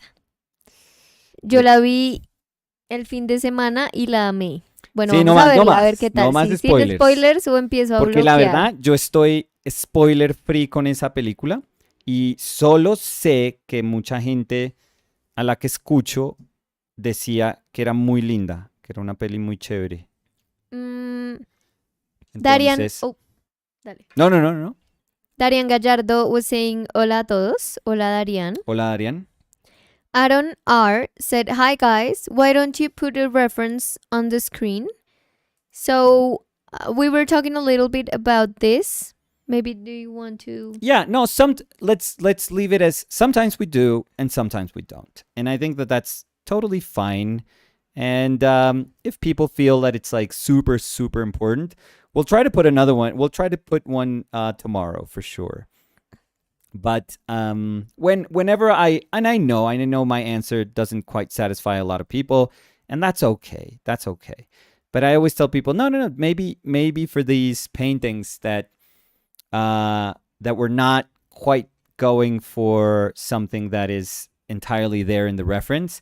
Maybe let's just look at the painting. Maybe let's concentrate on what's happening in the painting and less on if it looks or how it looks based on the reference. Mm-hmm. And, when we have the reference, sure, we can use that to compare and contrast and see how those decisions were achieved. But for now, for this one, we're not going to put it there. But we'll try to put it tomorrow. Nano Espinosa, que nos estaba preguntando si se estaba imaginando los animales de la paleta, Sí. que pensamos que de pronto lo habíamos perdido después de la explicación. Dice, pues hay un mapache viendo la pintura arriba del hipopótamo. O sea que arriba del... Chiquitito de pronto. No, yo lo veo al otro lado, acá, mira. Ahí, ¿Ahí? sí. Con la naricita blanca, la orejita negra, la otra orejita triangular. Bueno, voy a dejar así porque me pierdo. Pero me encanta que Nano Espinosa no se fue, sino No, que hizo parte del juego. se puso a investigar. Duró Muy todo este chévere. tiempo era buscando animales. Sí. Ignacio Casas dice, lo que hizo en la paleta es arte rupestre y un emoji riéndose. Aprovecho las formas que le sugería, aprovechó, supongo, las formas que le sugería el soporte para pintar un animal. No sé qué implicaciones mágicas tendrá luego, tenga cuidado. Pues Entre sí, esa y el amuleto mío de ayer, sí, esta noche nos ganamos el balot. mi animal espiritual me llega a hablar un hipopótamo, como en... Ay, no puedo decir, porque de pronto No, es sí, no digas spoiler. nada. Como en alguna Pero yo ya paré, tú cosa. seguiste. No, como en alguna cosa que uno se pueda soñar. Me Bueno, habló un mico, me bueno, habló un tú seguiste, hipopótamo, me yo habló iba a un... dejar así y tú ahí seguiste Estaba sola. tratando de mejorarlo, pero... Sí, pero seguiste sola y yo iba a dejar todo quietico.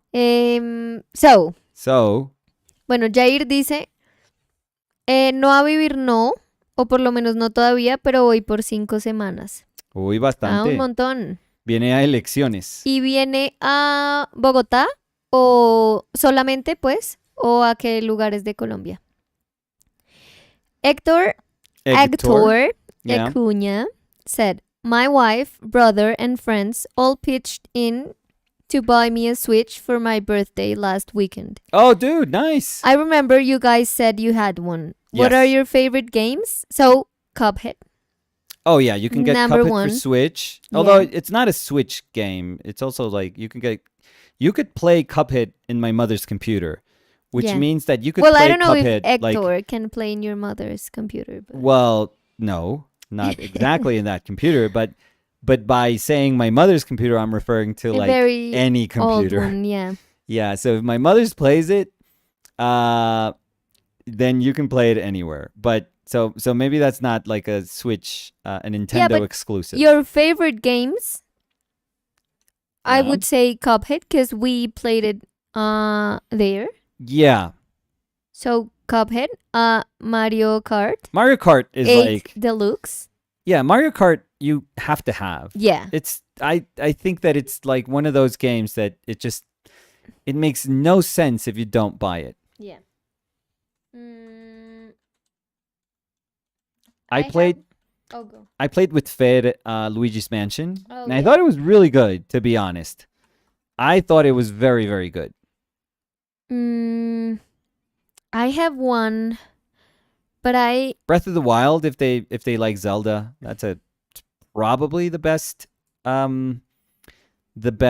Switch game out there. Oh, we have one.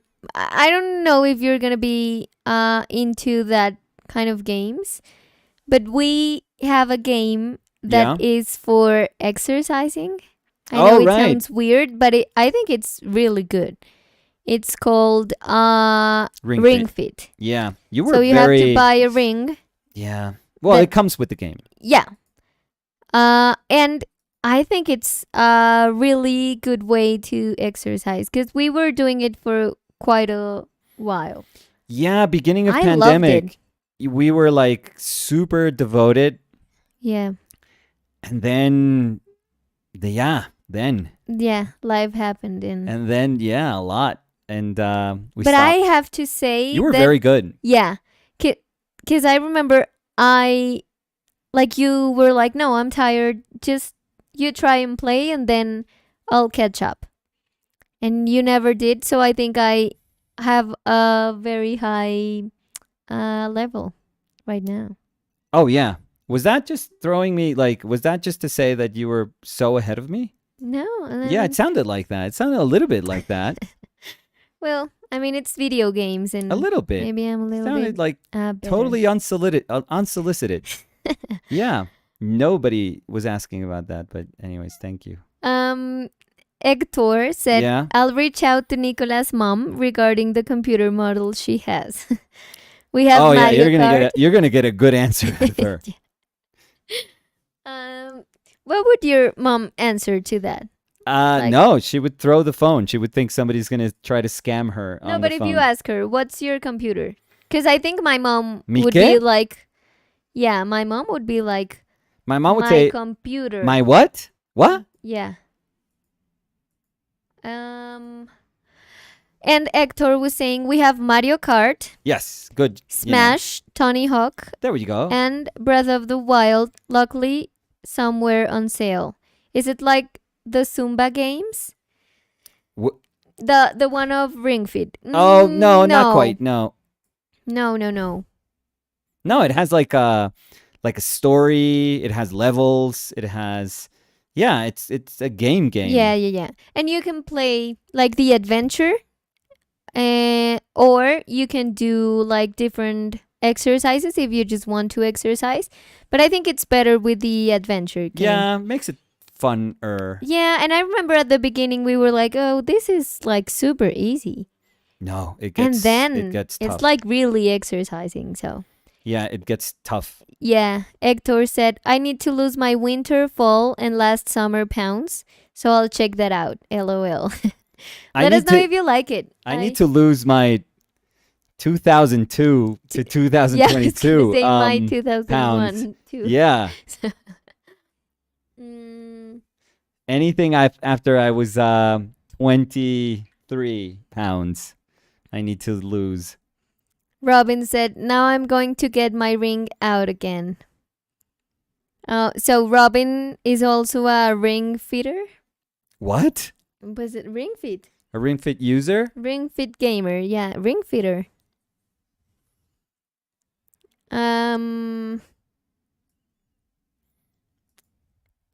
Jair dice, las 5 semanas en Bogotá si son seguras de junio a julio. Y dice, si me quedo en Bogotá las 5 semanas, la idea es pintar un mural en Bogotá, pero todavía nada es seguro. Ah, qué chévere. Si lo hace, nos avisa para ver dónde lo hace. Para visitar a ver dónde lo hace. Iván dice, buenas. Hola, Hola, Iván. Señor Iván. Y dice, ¿cuánto llevan de live? Llevamos 1 hora y 31 minutos, Iván. Y dice, me gusta ese amarillo. ¿Cuál? De nuevo. Ese es el chiste de hoy. De hoy, sí.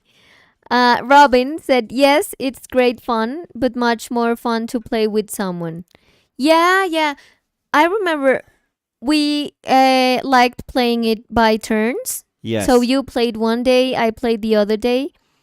And I bought a ring, like a similar ring to the Ring Fit ring. Yeah. So we could like do a yoga ring. like the yoga ring. So when I was playing, Nicolas could use that ring or the other way around. So it was super fun. Yeah. Or sometimes we would do, like, I would play, and then when I just collapsed and was exhausted and had to go take a shower, you would do.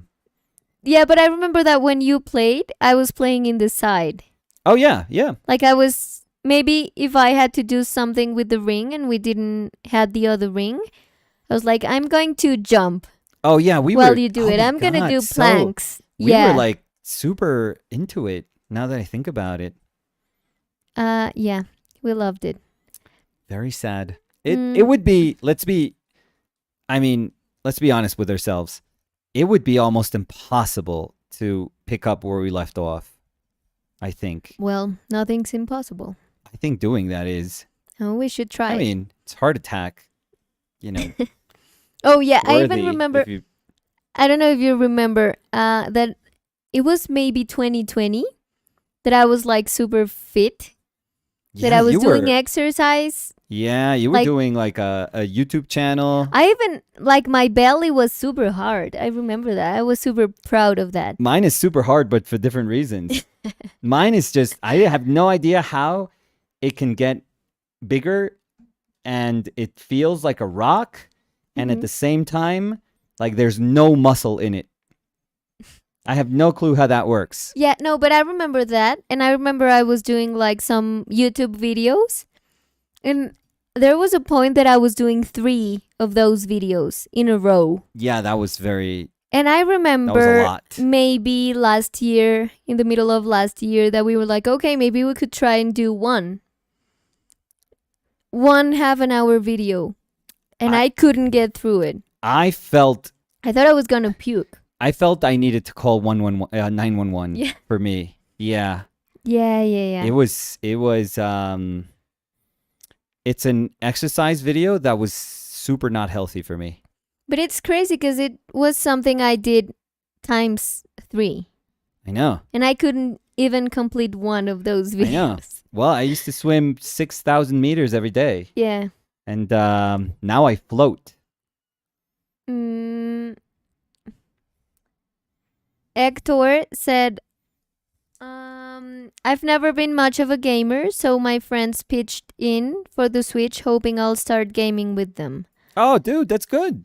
And Hector said, I love the history of the thumbnails showing through the portrait is so good. Oh, right here. Yeah. Maybe we'll leave them. Yeah. We'll let them be. They look mysterious. Robin said, Yes. oh yeah, it can get competitive. Yeah. Yeah, in those things, Danny, I think, is far more competitive than I am. No, but I have to say that I remember when I started playing alone, because you were like, no, I don't want to play. It was maybe for a week. And then you were like, no, we have to play until I can be in the same level you are. And then you can play. Because I remember you were like, how many levels did you do in a week? I don't know if you remember that. Yeah. So you were like trying to... Oh, no, and you were gone by then. You were off. Yeah, because we were doing like 3 days your game, 1 day mine.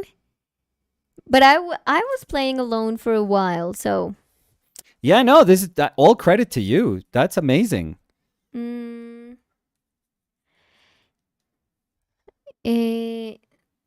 Margo Delgado dice, la foto del post con él delante del mural es fantástica.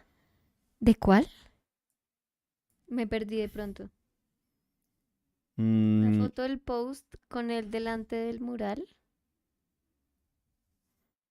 No sé, Margo, no sé si nos puedes explicar un poquito. De pronto era de algo que estábamos hablando antes.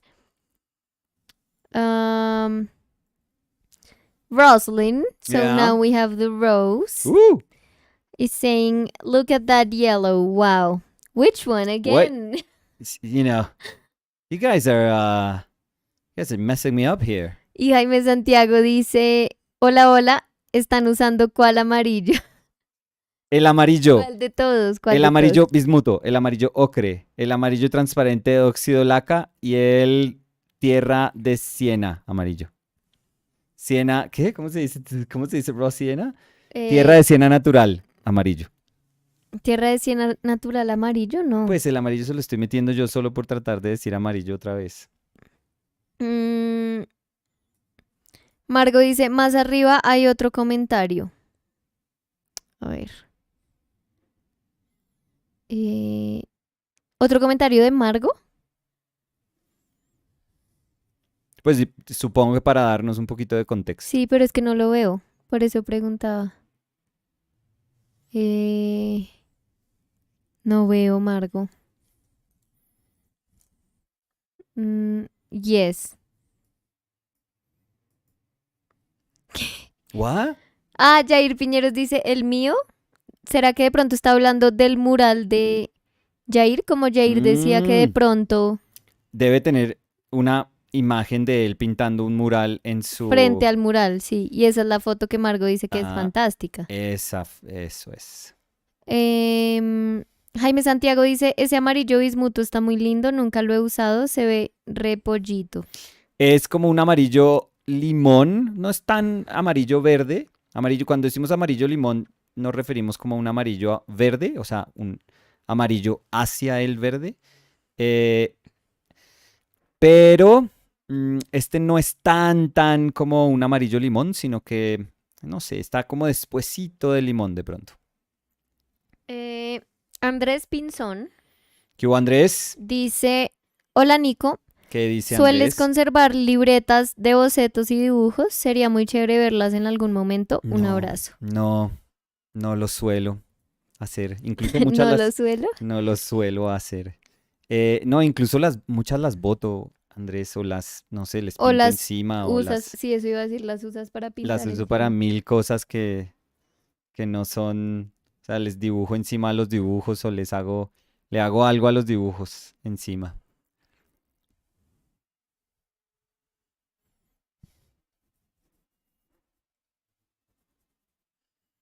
Andrés no dijo que iba a irse a España de pronto. Le había entendido, Andrés. Cuénteme si entendí mal de pronto. Ivan said, I'm going to call it Nicolas Yellow. Which one? Again. Margo Delgado dice, este era el comentario. O sea, si era lo de Jair. Y Jair dice, revisa tu Instagram para el mural, Dani. A ver, miremos. A ver.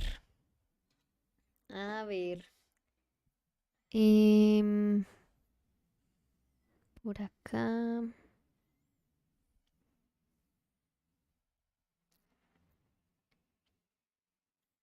Ah, ¿es un video? Ujú. Sí. A ver. Mira. Ah, qué chévere. ¿Y es con un dron? ¿O Está es muy cool. como desde un andamio la foto? Tengo curiosidad.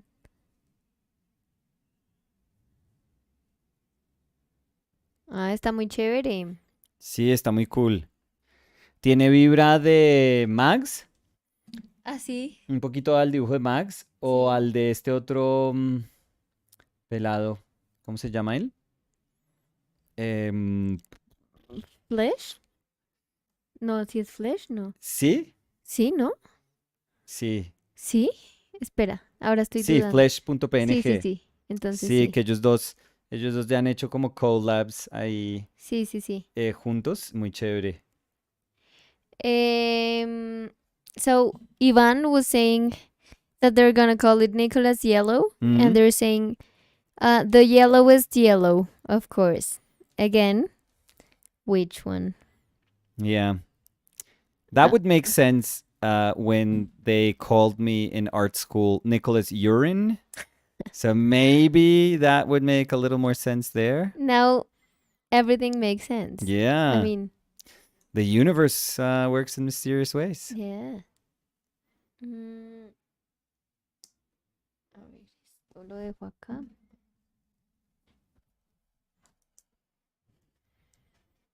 Robin, and are you playing in the Ring Fit the adventure, or like just activities, or how are you playing it? Can we play that online? I don't think so. No, with somebody else, no.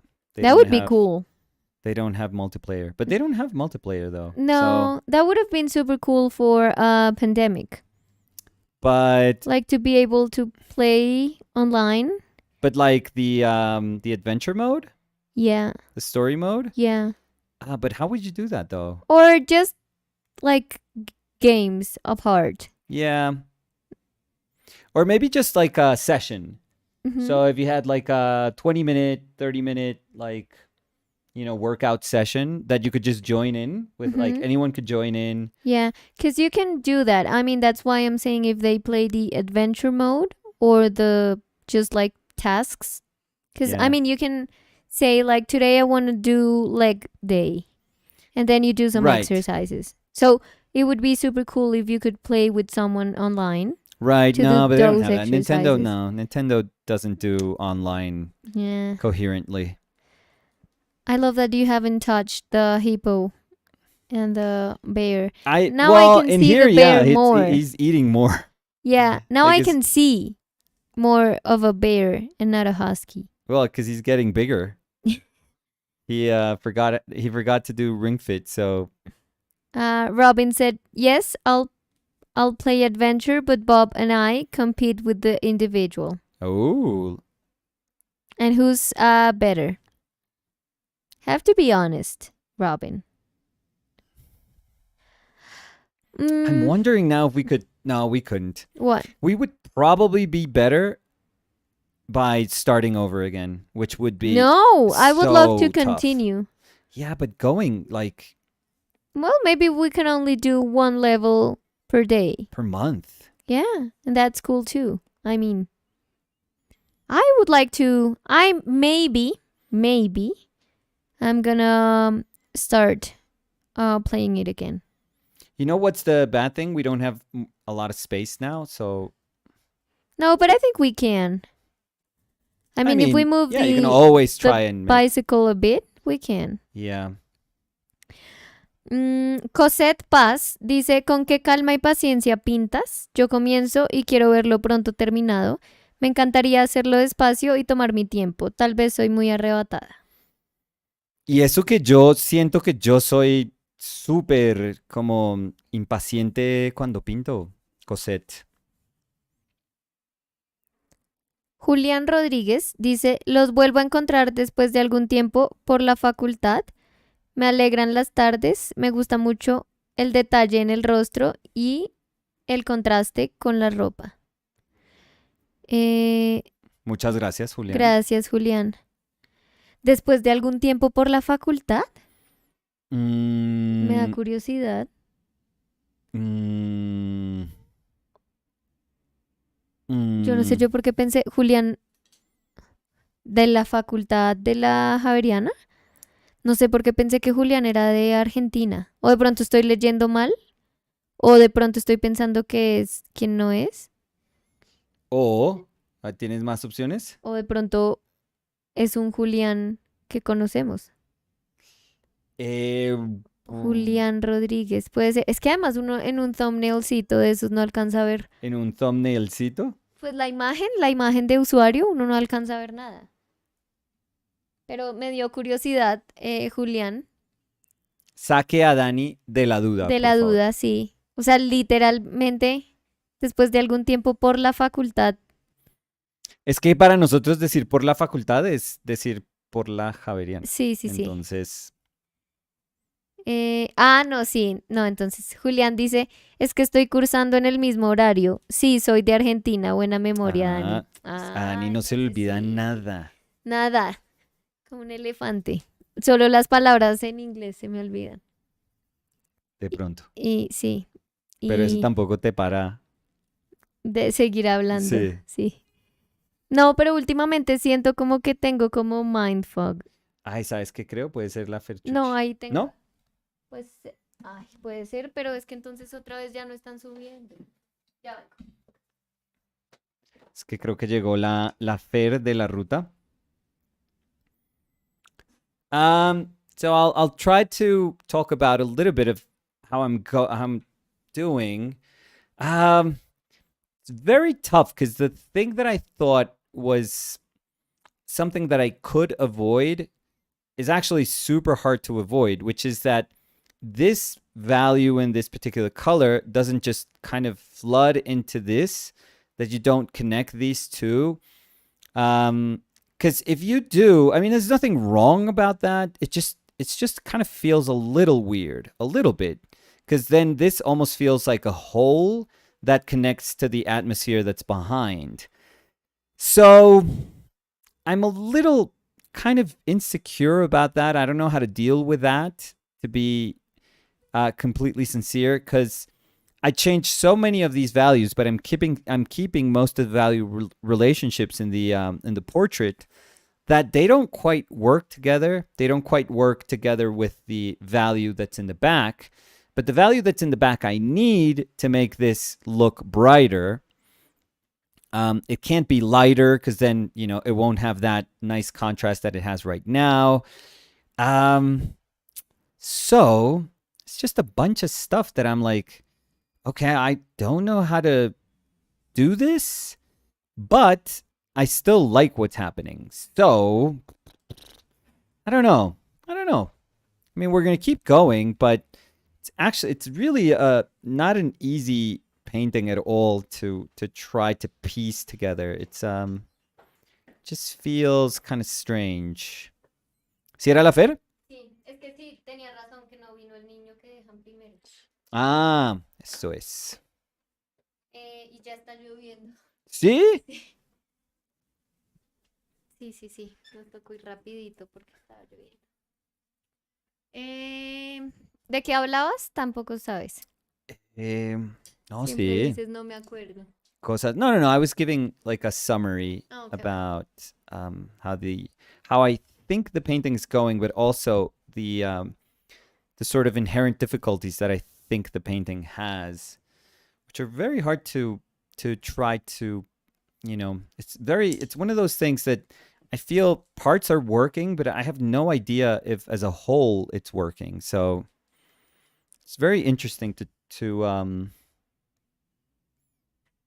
try and assess a painting that way. Because at some point you can't really judge it anymore with with kind of like a fundamental scale. You have to just look at what's going on within the painting and say, okay, let's just recognize what is happening and see if we can make those things work. So, Andrés Pinzón dice, sí, Nico, voy a ir a España en septiembre, a Madrid y Barcelona. Ah, qué chévere, qué bueno. Sí. Sí, te acordaste bien. Claro. Robin said, I'm really competitive, so score well, but pay later. I get that. That happens sometimes between both of us too. I feel you're more competitive of the two of us. No. I think so. I really think so. No. Like, I don't have a competitive drive in me. No, but maybe like I will give up on something. Like, if I think it's tough, if it's too tough, I'd be like, yeah, the lesson here is that not everyone wins, I would say that maybe you're a little bit competitive. No, I am, but I know when to call it quits. That's what I'm trying to say. Like, I know when it's not fun for me anymore. Yeah, but you know that I'm also, like, I mean, if I'm not cool with it, I wouldn't push to do it. Yeah. I mean, if I feel tired, I just quit too. Yeah. So, wasn't that convincing, but... No. Well, that's the same answer for you being... like for your answer, because I do think that you're a little bit competitive, but... Anyways, todo arte, todo cultura. Sí. Dice, Nicolás, hoy te veo muy cuidadoso, reservando pinceles para no contaminar las mezclas. Claro. Está saliendo de maravilla. Enhorabuena. Ah, muchas gracias. Sí, normalmente soy muchísimo más desjuiciado con eso, pero es que hoy... No, pues si no todo se vuelve una mezcolanza. Sí, si no lo hago, todos los colores se empiezan a mezclar y después no hay manera de como exhibir la facultad de cada uno de esos amarillos.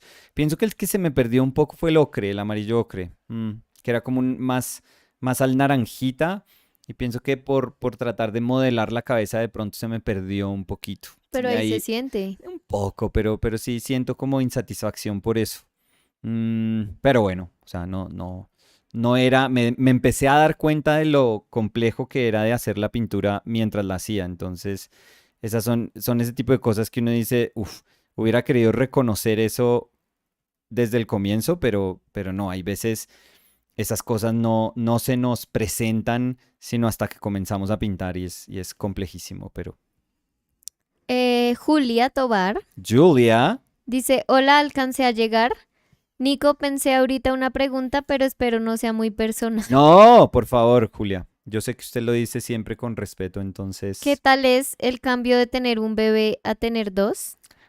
Uy, espero que no sea personal en otro nivel, Julia.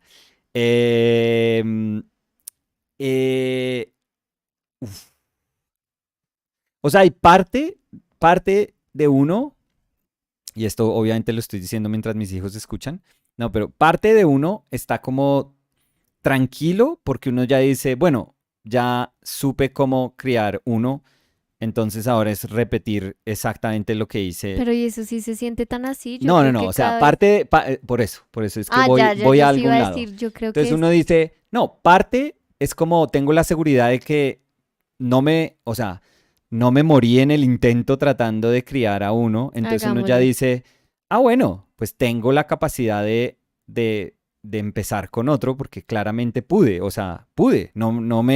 no fue más que yo, no fue más grande que yo este esfuerzo. Entonces uno dice, bueno, tengo confianza en que voy a poder hacer esto. Parte económica uno dice, juepucha, si estamos, si nos está yendo como complicado con uno, ahora viene el doble de gastos, literal el doble. Entonces eso también asusta resto, muchísimo, muchísimo. Pero yo trato de no pararle bolas a eso porque ¿qué? ¿Uno qué Pues va a bueno, hacer igual ahí? tú ya no tienes bebés. Es que igual Julia dice de tener un bebé a dos. Y yo creo que Pero es que un bebé se convierte en un hijo sí, es que eso después. iba a Es decir, que que un yo creo que bebé, lo difícil es que un bebé no es un bebé. sí, O toda la sea, vida. sí, No, un bebé es un niño en el colegio sí, es un después. adolescente. Sí. Que es, sí, tener dos adolescentes, imagínate si Do- son muy cercanos de edad. no, no, no, O no, sea, no, tener no me imagino. un bebé de 3 meses, un bebé de 1 año y medio.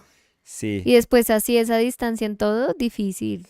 Pero la realidad O es sea, hablo que, acá yo sin tener hijos, pero creo que difícil. sí, pero la realidad es que, pues, no, pues, supongo que en el mejor escenario, que es donde uno como ser humano quiere, o sea, quiere tener ese segundo hijo, pues también yo creo que emocionalmente uno cuando dice yo quiero este segundo hijo es Pues ya porque, está ahí. O sea, exacto, ya, es ya porque uno tomó la dice decisión. ya, o sea, quiero, me comprometo a trabajar más, me comprometo a tener menos tiempo de pronto para las cosas que me gustan, me comprometo como a, Tener menos plata. sí, tener menos plata para cosas que me gustan, o sea, no es, no es una decisión sencilla, pero yo creo que lo ideal es que uno ya mentalmente esté ahí. No va a pasar siempre, hay veces las cosas pasan, bueno, pero uno, pues uno puede. Mi mamá es de las que donde comen dos, comen tres, entonces donde comen tres, comen cuatro. Mm. Entonces, esa es una manera muy como latina de decir tranquilo. O sea, ¿no hay plata? No, si hay plata para tres, hay plata para cuatro. Mm. Y dice, sí, sí, Pero, sí.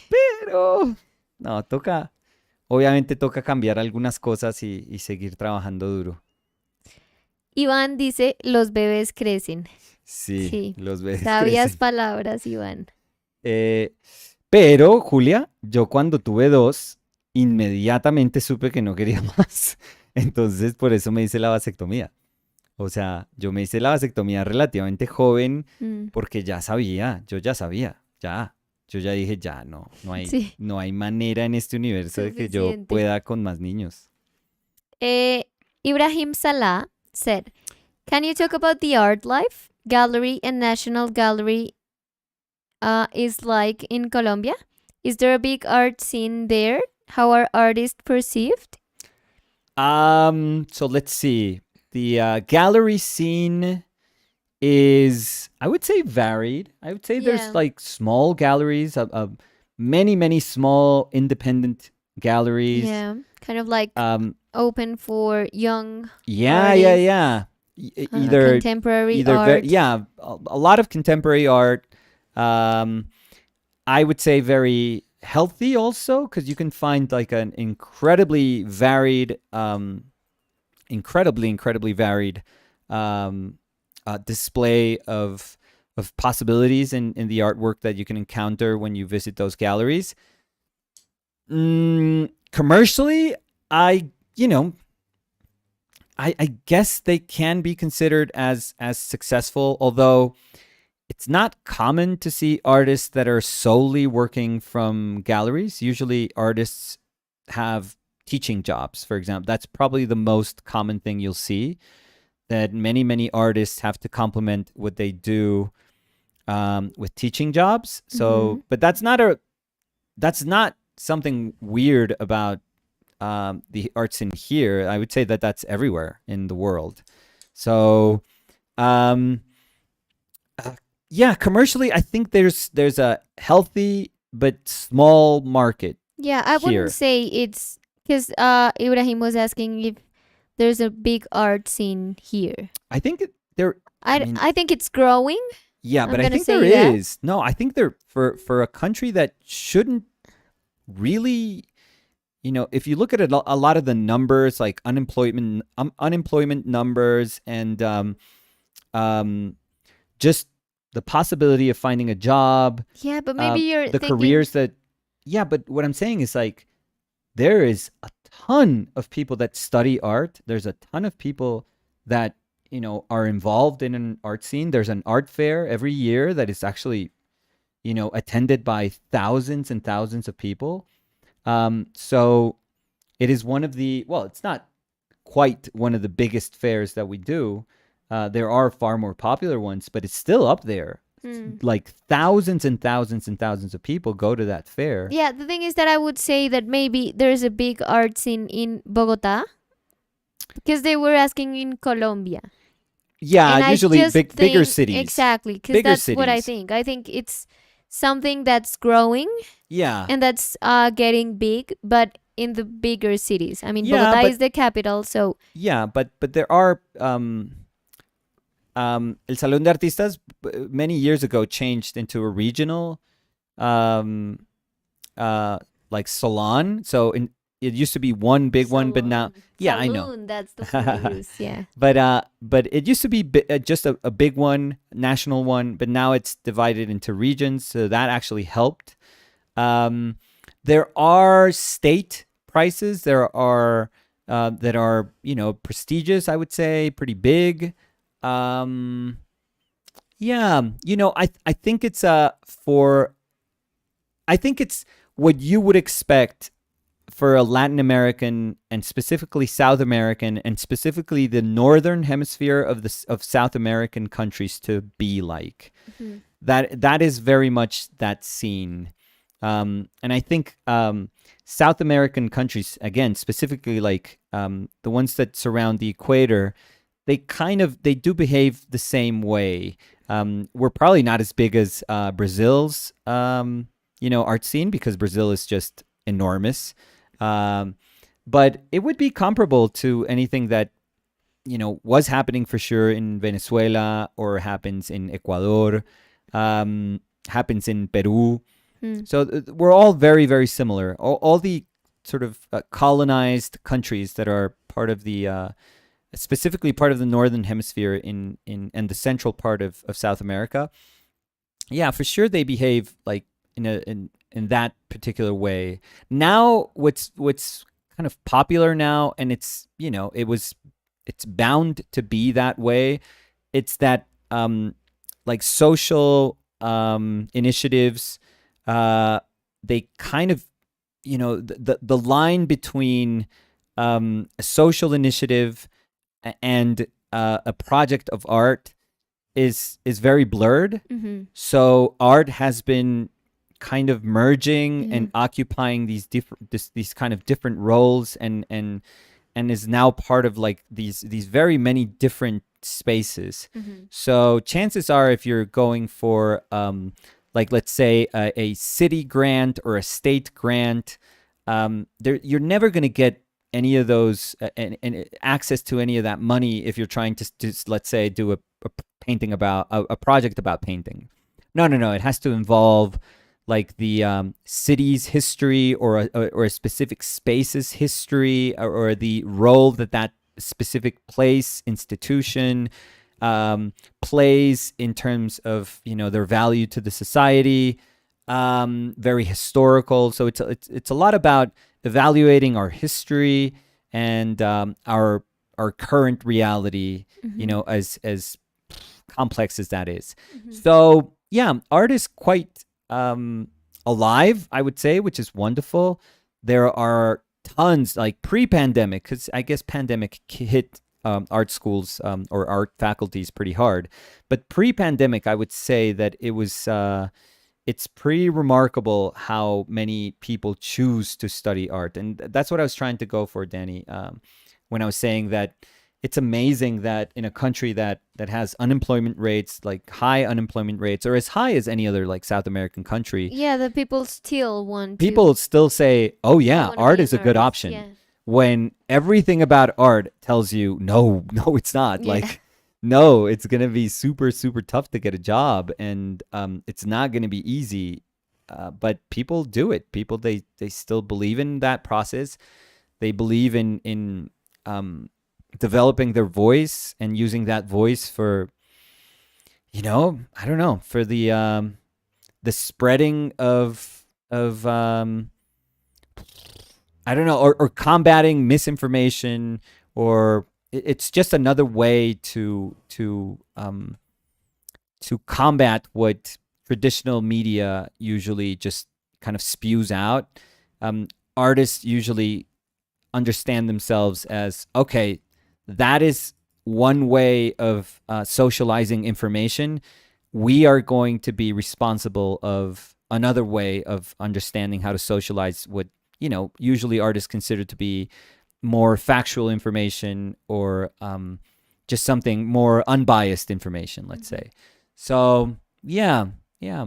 I would say it's as healthy as it can be, to be completely honest. And the fact that it's very much alive, the fact that there's a lot of people doing it, the fact that there's tons of different ways of approaching art here, it just goes to show you that it is, I think we're doing something right. But the life of an artist is not easy here.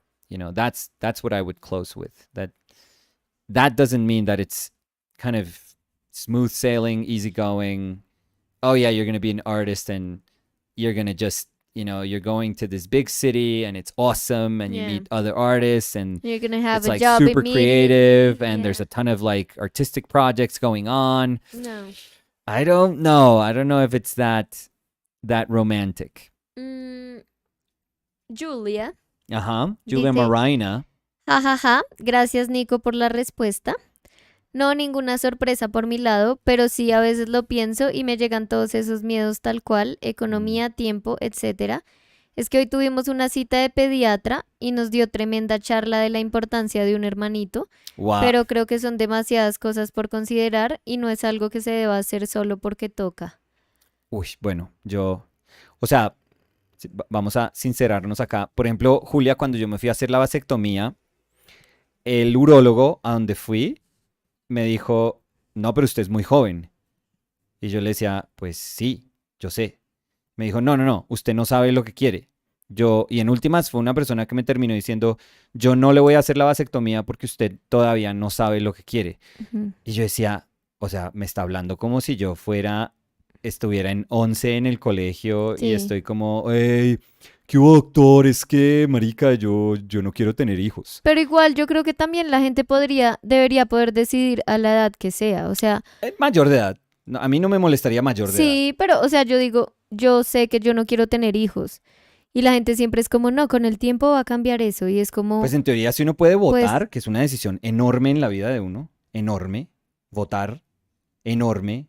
Si uno puede manejar, que manejar un carro sugiere una responsabilidad gigante con la sociedad, a uno no lo deberían decir, o sea, no, usted es muy joven para tomar esta decisión acerca de su cuerpo. sí, Y esto pues... además acerca de su cuerpo. Esto habla mucho de nuestra postura frente a otras cosas, pero a uno no le pueden decir eso. Y el tipo, o sea, el doctor, qué pena pues que el doctor fue súper presumido diciendo estas cosas, pues él se negó, él me dijo, no, yo no se la hago. Y yo dije, bueno, voy a buscar otro y ya.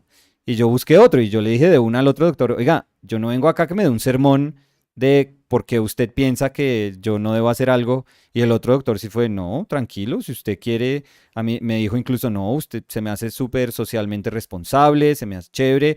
E incluso cuando, o sea, mis últimas palabras antes de la anestesia fue, doctor, yo no quiero que esos conductos se me unan por error. Me hace el favor, me los deja lo más lejos posible uno del otro. Yo estoy convencido de lo que quiero, 100% convencido de lo que quiero. Entonces, yo no sé, a mí esos juicios morales que provienen, es que yo no me puedo meter tampoco, Julia, porque yo no, o sea, no estoy hablando del pediatra ni nada, pero voy a hablar así como en términos súper generales, pero a mí se me hace que juicios así morales no le corresponden a o sea, esa persona no tiene idea de cómo es el trabajo de uno, la vida familiar de uno, cuánto le cuestan las cosas a uno, cuánto tiempo tiene uno, y entonces, perdón, pero es una irresponsabilidad decirle a uno, eso suena muy como la iglesia, eso es como, ay, ¿y cuándo el segundo? ¿Cómo así que cuándo el segundo? Primero, ¿qué le importa? O sea, primero, ¿de qué me habla? Pues sí, feo, como tratar de hacer sentir esa presión Sí. a la gente, que es como, es que tener un hermano es súper importante. Y no, Porque entonces yo después conocí uno el empieza, resto de gente, yo también hijos tengo únicos y eran muchísimos perfectos. amigos que son hijos únicos y es perfecto. Totalmente normales seres humanos. Sí, pero o digo sea, que lo feo ahí es que de pronto, o sea, si eso se le dice a algunos papás, los papás pueden pensar, "Ah, ¿Será que yo estoy privando a mi hijo de algo Sí, por no tener otro no. hijo? Y es muy triste como que uno crea que No, que a uno tiene que tener otro hijo sí, solo para, que a uno porque lo es que dicen guilten que es, a tener otro, sí, perdón, por culpa, a uno no, o sea, que le hagan a uno sentir culpa para tener otro hijo, no, por Dios, sí, no, eso no está eso tan no está chévere. bien, no, o sea, nadie le puede a uno, o sea, por insertarle culpa a uno, como sembrar esa idea de que es que uno está haciendo un mal padre si el hijo no, si el niño no tiene hermanito o hermanita, no, por Dios. Sí, O sí, sí. sea, ahí sí yo diría como, oiga, ¿todo bien? O sea, digamos que este fuera mi pediatra, yo le diría, doctor, gracias, todo bien, pero pues yo vengo acá para que usted me cuide y me hable de este niño, no de uno que no existe, Sí, no de uno que usted no sabe, o sea, usted no tiene idea si, además es que uno no sabe si, eh, ni, si alguno de los dos tiene, o sea, para alguno de los dos se le dificulta volver a tener otro hijo, si de pronto el parto no fue tan fácil para la mamá del primero, o sea, hay un montón de variables. O sí, sea, yo ahí confiaría más en un ginecólogo que le dice de pronto, hay veces ginecólogos le dicen a las mujeres, oiga, usted ya no puede tener más hijos. sí. Este O parto qué fue de tal, alto riesgo, y qué tal usted no que puede tener sea, más hijos. qué tal que sea el pediatra diciendo, tiene que tener un hermanito, y qué tal que sea una pareja que ha intentado, Sí. intentado, porque sí quieren tener otro. Y metiéndoles más presión, eso Exacto, es terrible. como, No, es que no sí, lo muy conocen, feo. no, no conocen a uno, no lo conocen a uno, no se pueden meter así. Entonces, yo no sé, yo le diría, oiga, doctor, yo acá, o sea, acá venimos. No, mentiras, yo ni le diría al doctor, yo voy y busco otro doctor. Yo soy ese tipo de persona que soy como, no sabe qué, gracias, pero chao, hasta luego, porque yo no, o sea, no, yo no vengo acá para un sermón. Sí. Sí, no me jodas, si me va a dar un sermón, pague, deme plata, ayúdeme a criar a este entonces. Pues Venga, sí, páseme yo de plata. pronto no me iría, pero yo sí diría como no, pues es que no Es que de queremos, pronto es como incómodo después, como, ay, no, pero yo sí diría como, pues bueno, lo que pasa es que yo pienso como en la pediatra que hubo para toda mi familia sí, y yo, primero sé que nunca habría un comentario así y segundo sé que si algo esa pediatra hubiera dicho que a uno no le gustaba, uno le podía decir como no, yo entiendo, pero pues no me diga eso porque no. mm, Y podría uno decirlo tranquilo, porque es que yo, a mí lo último que me gustaría es decir, o sea, ya lo difícil que debe ser criar un hijo, como para mm. uno llegar allá y que le digan, pues, o sea, sí, puede que lo esté haciendo bien, pero es que le hace falta otro. O sea, usted tiene que tener otro, es como no, o sea, ya con todo el estrés y todas las mil cosas que tiene alguien en la cabeza cuando está criando un niño, y más cuando es un niño pequeño, como para que le metan otra semillita de algo que todavía le hace falta. O además, Julia, o sea, yo digo, no, es que uno va y dice, ¿cómo se? Y le dicen a uno, no, ¿y cómo está el niño? ¿Cómo se está portando? Y uno dice, no, hay veces es como medio chinche y cansón, o hay veces es Eso que es porque le hace falta el está súper hermanito. apegado y entonces si el doctor empieza, pues es que ahí le falta es un hermanito. Sí, Perdón, si la solución para que un niño no sea apegado o no se ponga como bravo o está como súper consentido es tener otro, si esa es la solución que le dan a uno es como, no, venga, a ver, perdóneme, exploremos más opciones. sí, O sea, no puede ser que la solución que usted me esté diciendo es otro. sí. Es como, no, no, no, Y es si el que segundo se pone chinche es porque necesita un tercero. sí, que sí. ¿Y sabe qué? No O hay sea, cuarto malo. sí, sí, No, sí. ¿qué Y le ya el quinto pasa? ni se siente, Sí, no, como uno sí, pidiendo trago ahí, como si sí, sí. fuera el chino, como si fuera un shot de Sí, guaro. no, un poquito No, por feo eso. Dios. No, no, no. No, y nunca debería de verdad uno sentir presión de eso. Ni Gay. hacia un lado ni hacia el otro, porque yo también entiendo a Julia porque yo, o sea, he llegado a una edad y desde hace un tiempo, como que la gente es como, no, pero en serio, ¿y tú no quieres tener hijos? Y es como, no, no quiero tener hijos. No, pero es porque todavía te hace falta tiempo, vas a ver qué vas a querer. Es como, no, no. Y a mí me parece muy feo lo que tú dices, o sea, que se metan en las decisiones que uno está tomando. O sea, yo no le estoy diciendo a la gente, no tenga hijo, no tenga hijo. No, yo estoy decidiendo que yo no quiero tener hijos y no entiendo por qué eso tiene que estar como en la boca O que de tiene que ver con tanta gente, ellos. como que la gente cree que les afecta tanto que tienen que tratar de Sí. cambiarme la mente. ¿Y qué tiene que ver Entonces con es, ellos? ¿Y ellos van a pagar el colegio a uno? Le hablan a uno como si ellos estuvieran pagando el colegio sí, a no. uno. Como le estuvieran ayudando a uno a pagar las cosas de los niños. Como no, el día que usted me ayude, el día que usted me reciba a mi hijo, ¿sabe qué deberían hacer? Un día lléguenle al doctor, es que como a las 9 de la noche, y le dicen, ay, doctor, es que vamos a comer, es que vamos a salir a comer, pero el ¿Cómo es que niño, vamos a tratar de tener al sí, otro hijo? pero es que necesito que nos Entonces, tenga el niño. Usted como estaba tan interesado en ayudarnos, venga, nos tiene el niño ahorita esta noche que es que es que tenemos una estamos comida. tratando de hacer el Muchas hermanito que usted gracias, nos dijo. chao, chao. Es que supimos que usted era súper querido el día que, Bueno, está fatal eso, pero sí. pues yo allá le llego a las 9 de la noche con el chino. Julia dice, ay, gracias por existir, Dani, Nicolás, jaja. Creo que es exactamente lo que yo le diría a alguien más, pero en ese caso se me logró meter culpa y sí, creo que jamás debería ser una razón para tener un bebé. Y Julia dijo, jajaja, ya el quinto ni se siente. Sí, No me joda. sí, No. no, no, eso es muy feo. Pero bueno, qué bueno que Aquí para ayudar. Julia puede desahogarse acá y nosotros Sí. le damos apoyo No, y con además, nuestro rage de eso. sí, No, porque es que si fuera decisión de Julia, o sea, si Julia dice, "Ah, es que yo quiero", es otra y se lo cosa. comenté al pediatra y el pediatra me dijo que podía ser bueno por esto, podía ser malo por esto, una conversación completamente distinto. Sí, eso es otra Pero si cosa. uno sin pedir ningún comentario le Sí, llegan con eso, es como, sí. perdón, o Y que, sea, y además, y además hacerle sentir culpa, y creo que además eso es eso lo es que lo también lo me... está escuchando el niño.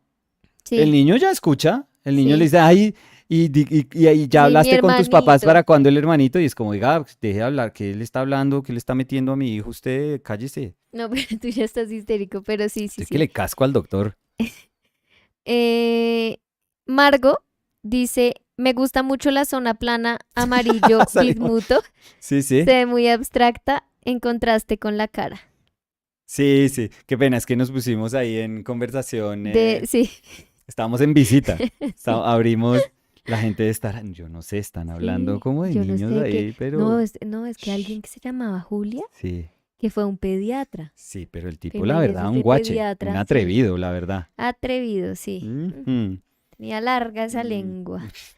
Julia dice, mi support group y un corazoncito. Siempre, siempre, Como Julia. decimos desde el comienzo, para nosotros este canal es como si estuviera un salón de pintura repleto de gente trabajando Y uno está y hablando. uno Sí, escucha la conversación.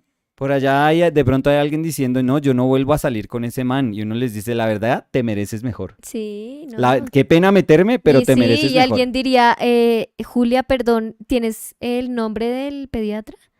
Sí, es que yo tampoco lo quiero llevar ahí, muéstrame una foto. Sí. Ay, yo lo Ay, pero conozco. si ese tipo... Ese es el mm, del sobrino. mm. Ay, ¿cómo es que Y se después llama ese alguien, tipo? Nicolás, ¿cuál es ese amarillo? Sí, sí, sí. Em, Julia dice, jajaja, alguien que se llamaba Julia, jajaja. Era doctora y muy justificada la ira. ¿Qué? Era doctora y muy justificada la ira de Nico. Una pediatra, entonces. Mm, y no moleste, Em, doctora. Jaime Santiago dice, yo soy el alumno callado porque casi siempre veo los lives, jaja. Sí, el que está en la esquina solo pintando y... Pero Jaime Santiago está copiando todo, ahí Pero está. uno a veces Tiene disfruta la oreja eso. parada. Sí, sí, sí, sí. Sí. Y ya hizo nota de no llevarlo a esa Y en pediatra. la cabeza está respondiendo, en la cabeza Sí, está, no, la verdad, esa sí que pediatra, atrevida. sí. La verdad que atrevida. Bruce Jiménez y Sursoif mandaron muchos emojis riéndose los dos. A ver, miremos qué dicen por acá. Carlos Taylor said, Yes. I just got off from work and I'm catching the live, so I'm not sure if it was suggested, but I submit Little Bird as the title for this piece because it looks like a big bird, Oh, a bit like Big Bird. you know what, Carlos? It's Nobody had beautiful, suggested by the it, way. but yes, sure, that's Okay. the title. So Little Bird. There we go. Yeah, yeah. I'm totally fine. Yeah, I thank mean, you. it didn't sound ridiculous, so if it sounds cool, hell Yeah. yeah. I Yeah. mean, we did DJ. What was yours when you were the DJ? DJ Oh, Chiselita. Oh my God. Chiselita was born from there. yeah, but that wasn't the title. No. No, Chiselita. No. We said we were never gonna sing that. No, I did another one, Chiselita. I didn't do the You said- Chiselita. No. We said we graduated that song. We retired it. No. I still sing that song. when I'm taking a shower. Sometimes. Mm-hmm. Yeah, no, the title of that painting was Chiselita. But it was Oh, DJ Duchamp. Deschamps. Yeah. Duchamp. Yeah, because it says Duchamp There we on go. top. So, yeah. That was Marcelo Peralta's suggestion, wasn't it? Yeah, and Think so. Chiselita was Robin's. Iván R. Sánchez, dice, Sí. si estuvieran hablando toda esa carrera en medio de una sesión de pintura, yo metería la cucharada cada nada. Pero así eran mis clases. Sí. Así eran mis clases. Creo No, que, y acá puede meter la creo cucharada, que Iván. honestamente, aquí hay varios estudiantes / amigos, entonces creo que todos pueden decir que mis clases creo que se parecían a esto. Robin sent some, I never know how to describe that emoji. Which one? Like the hands, like the, Oh, praise, maybe? yeah, the ones that are like this. I would say praise, yeah. Okay. Praise emoji. I mean, praise sounds like exaggerated, And but Marcelo Peralta said, yep, DJ the champ. there we go. Y Jaime Santiago dice, sí, hasta me acuerdo del chiste de la Dragon Ball Keto. O sea que sí, está poniendo atención Jaime Santiago Todo el siempre. tiempo ahí está. Yo creo que la gente sabe más de lo que hablamos que tú y yo. Pues hay gente que se acuerda De cosas que yo no sé que salieron de mi boca. Sí, Que yo no sí. sé por qué salieron de mi boca, además. Ibrahim Salah was saying, thank you. Do you know Ciro Guerra, Colombian director who is famous outside Colombia? Have you seen The Embrace of the Serpent? Esa nunca no la vimos. ¿El abrazo de la serpiente? Sí. ¿Tú sí te la viste? Sí. Ah, yo no. ¿Sabes qué? Yo sé es que hubo una polémica muy grande frente a él sobre acoso. Ah, sí, señora. Estoy tratando de recordar bien, pero, o sea, apenas leí el nombre, recordé. Creo que tienes razón. Sí. Ro. Cravesen54 Sí. dice, hola, ¿podrías dar consejos para pintar ojos? Me cuesta mucho trabajo resolver los ojos en mi retrato sin usar un pincel muy delgado para delinearlos. No, empezar entonces. Se me hace que no, los ojos no tienen por qué ser distintos a cualquier otro momento de una imagen, honestamente. Se me hace que, pues, entiendo por qué, o sea, y entiendo todo el romanticismo que hay alrededor de los ojos, pero yo creo que en algún punto tenemos como que desvincularnos de eso para poder pintarlos, porque uno no le sirve de nada a uno como tratar de hacer un taller o un ejercicio donde solo se fijen los ojos. Es muy extraño. Es como si yo dijera, me voy a fijar en el nudillo de las manos. Solo nudillo hoy. Solo nudillo. Sí. Es que es súper extraño. Entonces, pero bueno, habiendo dicho eso, sí, la manera más fundamental de construir un ojo sigue las mismas normas de las maneras fundamentales de construir cualquier otra forma compleja. Y eso quiere decir que comenzamos desde formas básicas y las vamos rompiendo en formas más pequeñas. Entonces, en vez de pensar como en ese ojo almendrado que tiene una bolita dentro, lo que tenemos que pensar es en el espacio que va a ocupar todo ese ojo, que es desde la ceja hasta el globo ocular, pues el ojo como tal, y esa agujerita que está como debajo del ojo. Y todo eso se puede como más o menos inscribir dentro de lo que es el ocular en el cráneo. Pero uno va a empezar, pero es bueno pensar en lo que nosotros, como en inglés se le dice el eye socket, como en esa Cuenca. En esa cuenca, pero sí es la cuenca porque sí es el orbital, pero además tiene uno también que pensar en la ceja, porque la ceja le ayuda a uno a entender los planos que va a recorrer ese ojo. El ojo no es una forma que se mueve en un plano, en un solo plano, sino que tiene que recorrer el espacio. Entonces, la ceja le ayuda a uno a determinar de dónde viene y hacia dónde se dirige. Y después, esa agujerita que hay ahí abajo, no es solo como el ojo hasta acá, sino la agujerita que hay ahí abajo, también nos ayuda a que ese ojo se conecte con lo que va a ser el resto de las formas que componen, digamos, un rostro. Entonces, uno tampoco los puede aislar. Aislarlos es un absurdo, porque si no, entonces uno tiene un ojo bonito ahí flotando en la mitad de una cara, flotando en la mitad de nada, o uno a veces hace el ojo muy bonito y está como 2 centímetros hacia la derecha. Entonces, de nada le sirvió a uno. Y todas esas cosas suceden por no vincular esa masa, que sería de donde van a hacer ese ojo, con el resto de las formas de la cara. Entonces, la mejor manera de comenzar cualquier cosa es con planos grandes. ¿Que es la única manera de hacerlo? No, 100% no. Por ejemplo, Dani no pinta desde planos grandes. No. Dani pinta desde como manchitas específicas. Detalle. Exacto, ella puede romper una forma con todo el riesgo que eso sugiere, porque es que cuando uno cuando uno parte desde lo pequeño, el dibujo se puede ir al carajo. Sí, que en mi caso a mí no me molesta eso, No, digamos, no. porque... Dale, qué pena. No, que porque lo que yo busco no tiene que ver como con que sea súper fiel las medidas de lo que estoy haciendo, sino como en mi cabeza poderlo entender desde el detalle. Entonces, de un detalle a otro detalle a otro detalle. Pero con eso, lo que quería decir es que con todo y eso, no es como que yo diga, estoy acá, pongo una pincelada, llegue al ojo.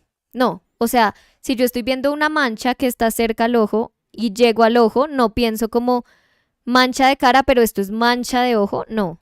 Simplemente lo estoy viendo como manchas y con eso estoy tratando de ver todo como manchas. Sí, tú abstraes suficientemente como esa noción de la parte para que no... Sí, para que no sea como ojo, Exacto. luego nada, otro ojo, luego nada, nariz. Exacto. Porque ahí es cuando se siente súper como desconectado. Sí, entonces,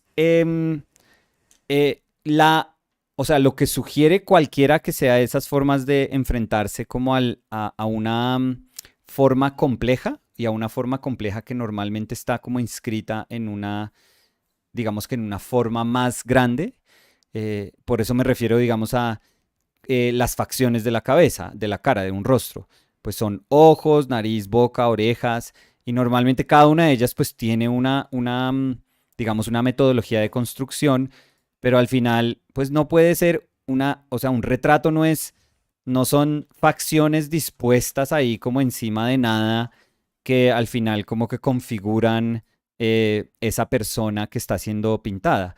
No, una cabeza es una cosa sólida, es una masa sólida, y desde la solidez o desde el entendimiento de esa solidez, entonces después como que pueden salir esas ramitas que se convierten en ojos, en nariz y en boca. Pero, incluso aquí, fíjese lo poco que hay en términos de descripción para cada una de esas formas, pero lo mucho que se siente que cada una de ellas está resuelta. O sea, hay muy, muy poco. Hay muy poco. La descripción de las formas específicas del rostro están en esta pintura en específico, son muy abstractas. Son súper, súper abstractas. Pero es suficiente. Es más que suficiente. Hay veces un orbital, hay veces hacer como la masa que ocupa el ojo, y hacer el blocking de eso, hacer como el planteamiento inicial de eso, hay veces es más que suficiente para decir ojo. Muchísimas veces es más que suficiente. No se necesita describir, como sobredescribir el ojo.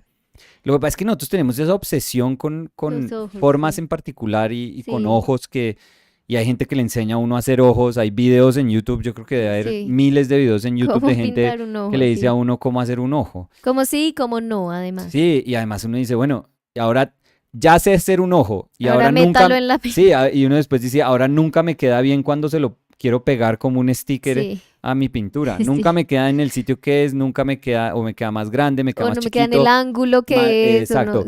Uno queda así, el otro así. Sí.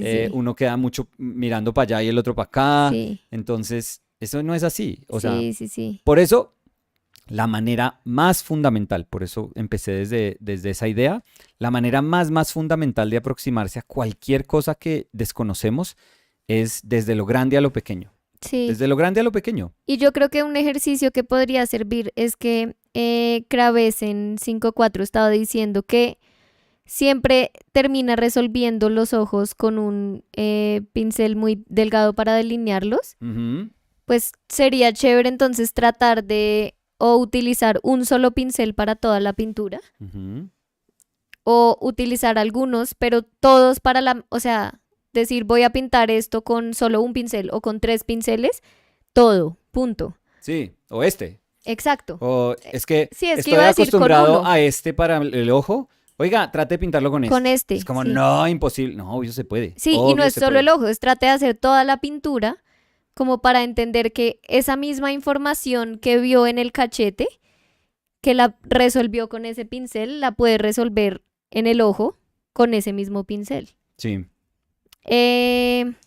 Ibrahim Salah said, haha, did you answer in another language? Not sure, but thanks for answering. Oh, which one? Oh, I forget. Oh, the one Did of the movie. Which one? El abrazo de la serpiente. Oh, we did. Yeah. So no, Danny's... and now that I'm thinking about it, I think I've never saw it. I don't think we did. Yeah, no, I was I going to think tell we you. didn't. Yeah. No. So we didn't see it, but Danny was remembering that there was some... Are you 100% sure about this? I just Googled. Yeah. And there's some... Like sexual allegation, like sexual misconduct allegations. I mean, let's say they como acusaciones, pero todavía no. So they were never... They're saying that maybe they have to rectificar. Okay. Ordenan en Colombia rectificar publicación que acusa al cineasta Ciro Guerra y después hay una respuesta de ese medio de comunicación diciendo que tienen los archivos para sustentar la denuncia que estaban poniendo. Entonces digamos que ahí es... again, we're talking in Spanish. So there's controversy. There's controversy around the director. Yeah. Yeah. But yeah, of course, we know, we've heard about the movie. That's the tougher question, which is if we could separate work from artist. Again, they're still in a legal battle. Yeah. But I mean, the broader question, bigger question is if we are capable of being moved or liking the work of somebody who we don't respect as a person, for example, or who we feel kind of like, tons of different ways about them as human beings. Is that possible? And if it is, where do we draw the line? Yeah, that's what I was going to say, because the line is the more complicated. Because you can say like, this artist is super arrogant, but I like their work. Yeah. Like, I think they have a very cool painting, but they wouldn't be my friend. Yeah. They would not necessarily be my friend, but they're a good painter. Yeah. But I think there's different levels to it. Yes, you're I mean, right. if they're a bad human being, I personally wouldn't enjoy what they do. Because I wouldn't even spend my time trying to celebrate something of a human being that's trying to wrong someone. Yeah. Just recently, do you remember with Chuck Close, all that controversy? And it was you could sense that for a lot of people, it was very hard to try to understand their own emotions, like how to feel about those things. I think in this cancel culture time of ours, it's very people are always asking, how do you feel right now? You have to take a stance right now, and you have to say, was he a sexual predator, or was he a respected artist, or was he how do you where do you stand in all of this? Tell me now. And you could tell with Chuck Close when he passed away that people were like, oh, I don't know. I don't know, yeah. I had a good relationship with him, and I didn't see what the people that were, the models that were felt that they were, I don't know if I don't know if it went to abuse, but if the models that felt that he was inappropriate, absolutely, completely inappropriate with the way they treated them. you could tell that there was a part of the art world that was saying, oh crap, how do we deal with this? And also because it was very complicated because of the fact of he had like memory loss. he had like And dementia exactly. by and the end. all the things that can come with dementia. Right, and a So lot of it's people were like a saying, no, but super this was complicated prior. topic. Exactly. Yeah, So and you could tell that everyone was trying to figure it out, like trying to say, okay, how do I feel about this? And I just think that, even at those levels, which seem, okay, this is easy. Like, no, this is disgusting behavior. We as a society condemn it. But you could tell that there were people, oh my God, but he was a genius too. And we owe a lot to him as an artist. So how do we say this? How do we express this? Very tough. These are not at all easy conversations, by the way. These are very, very complicated conversations. But in like Twitter era, in cancel culture era, they are almost like conversations that you can't have. It's almost like you have to like say immediately what you think about somebody, and you can never change your mind. Like it's not, people don't approve of other people saying, hey, when I said that, I didn't know about this, but I read all these things afterwards, and here is my updated opinion, which is a very normal thing to do in life. For some reason nowadays, those sort of things are like, yeah, no, you can't do that. You already said, you already tweeted that you were with them. Yes, so and I think no. I think the bad part about that is that in order for you to like grow in the way you think, you need to learn things, and sometimes you make mistakes, but then you read and then you're like, oh my God. Yeah. Like you educate yourself and you're like, oh my God, what was I saying? I'm sorry. Yeah. But as you're saying nowadays, it's like, nope, you already said it.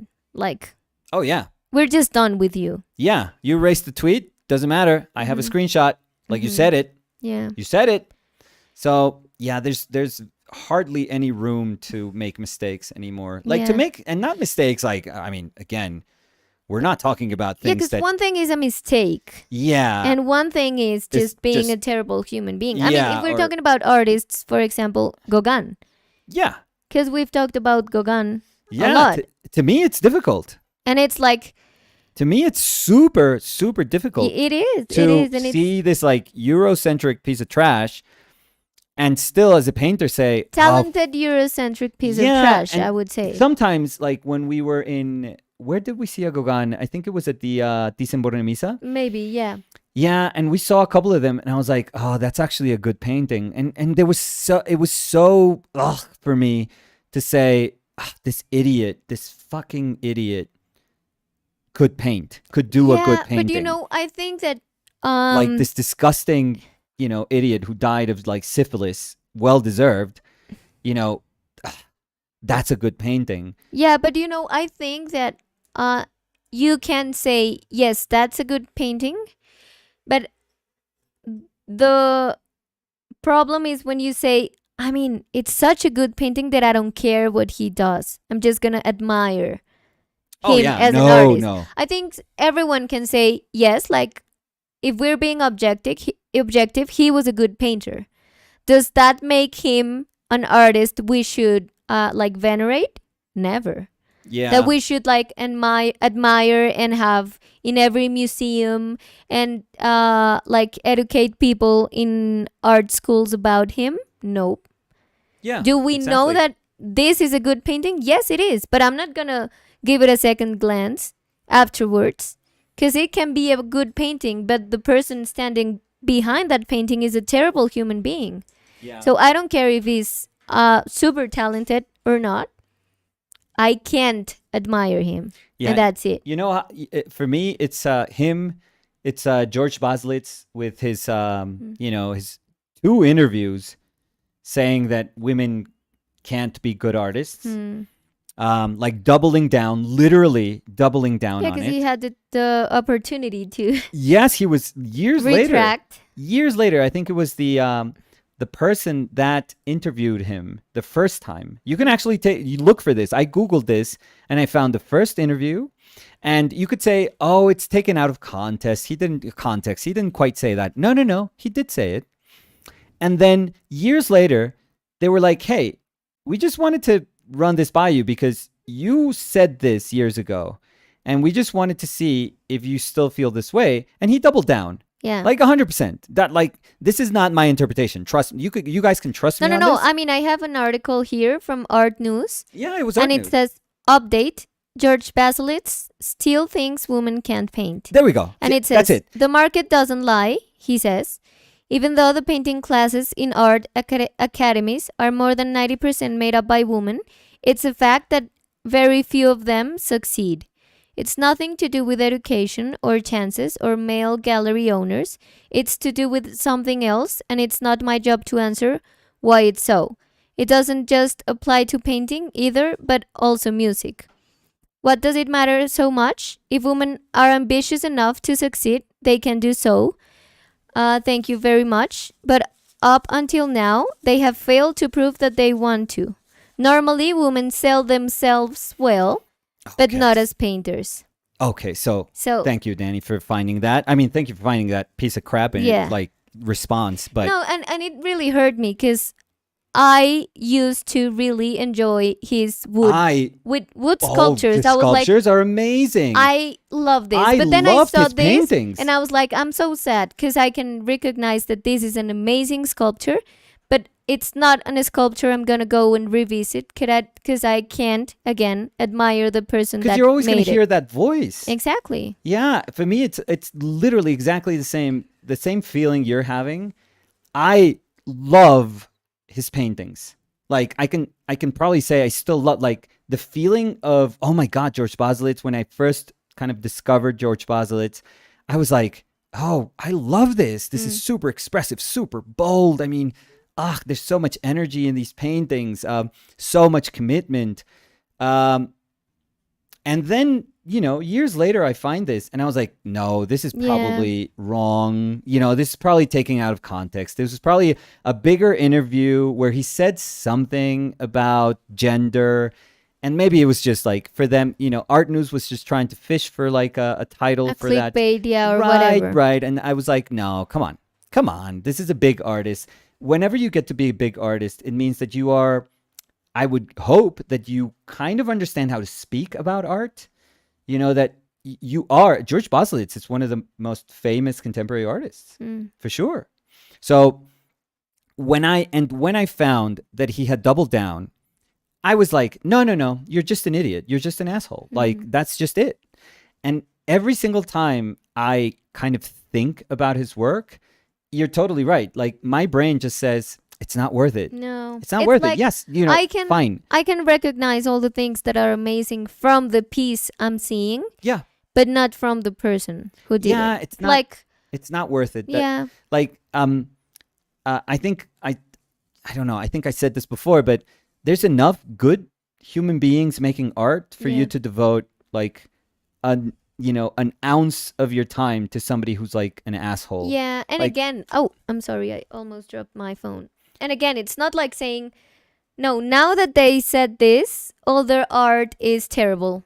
It's ugly, it's whatever. No, I mean, it's still a very good art, what they did. Yeah. But it doesn't even merece? It's not even worthy. Yeah. Yeah, worthy of people's time. Yeah. I mean, I get confused by the art world because I look at that and I see that he's still exhibiting in like some of the biggest places on earth. How old is he? Did he die? No, he hasn't died. I don't think. No, he hasn't died. He's oldish. Let's see. Late 70s, 80s? 84. Hey, there you go. So I've noticed that he's like maybe like Kiefer like status. I mean, again, what's one of the most famous living artists in the world for sure. For sure. Like neo-expressionism, that's him. That's 100% him. But what kills me is to think that he's exhibiting everywhere in the world. His paintings are probably going for millions of dollars, tens of millions of dollars. And the art world chooses to look at a painting that Waterhouse did. I don't know if you guys remember this, and thought that this Greek mythology tale was representing women in a weird way, and they take down this painting, and it's like, what? Like, there is such a disconnect in those things that I that's when I don't get it. That's when I really don't get it. When they see, that Victorian painting and they think, okay, this is sexist. This is clearly sexist.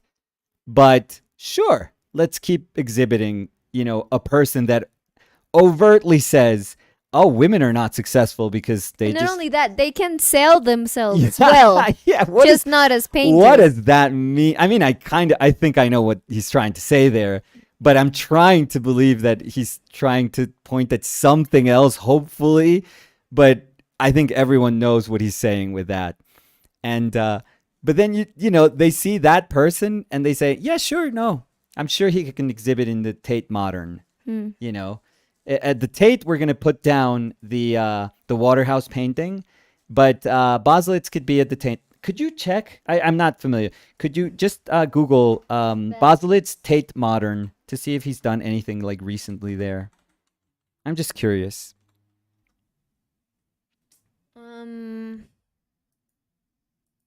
Or if there's any like news, or maybe the news tab or something. So, yes, I have one here. Uh-huh. It says Tate Modern London, 2015. Okay. It was this one. Yeah. That damn painting. I love that painting. Why do we have to like something made by idiots? Or why idiot people have talent? Yeah, there we go. Yeah. Yeah, that's a better question. Yeah, that should be there should be a test. And be like, no, you're too much of an asshole to be an artist. Sorry. Anyways, I think I'm done. Mm-hmm. We had to go into that Baselitz rant. Yeah. But when I've spoken about him like that, it's not an exaggeration. I mean, that was all him. Yeah. He was in his right mind saying those idiotic things. Yeah, and also it's sad because it's like what you were saying. It's like painful. It's like a heartbreak. Yeah. Because when you admire the art of someone, sometimes you even like think that they are they are amazing, period. Yeah. So you just think about them as amazing human beings. Oh yeah. And that's then our mistake. Exactly. That's our mistake. But sometimes it's like you don't even want to know about the personality. Like you just think they're amazing. And then you get to know what they really are. Yeah. And it's like everything falls down. Yeah. Like, because sometimes, and I don't know if that happens to you, but that happens to me. What's that? Like I see the sculptures he did. Yeah. And I'm like, it's but pain. I don't feel like, they're so good and I'm sad. I just feel like I'm devastated. Yeah, like, what a waste. What a waste. Yeah, because I can feel the pain of him not being what I thought. An absolute waste. Yeah. I don't know why we are, no, I kind of understand why. But why we've never understood that role models are not, they don't, like nobody's born like a role model just because of what they do. Yeah, and not people that play sports. Exactly. Dude, like we both love football. Yeah.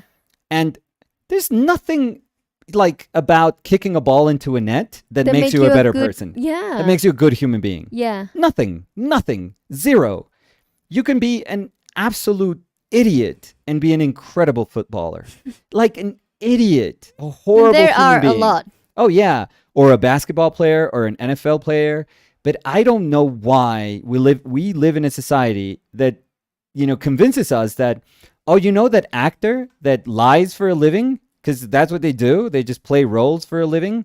They are amazing human beings. They're amazing. They're incredible people, fascinating people. They're not fascinating. They're just filthy rich. Yeah. That's all they are.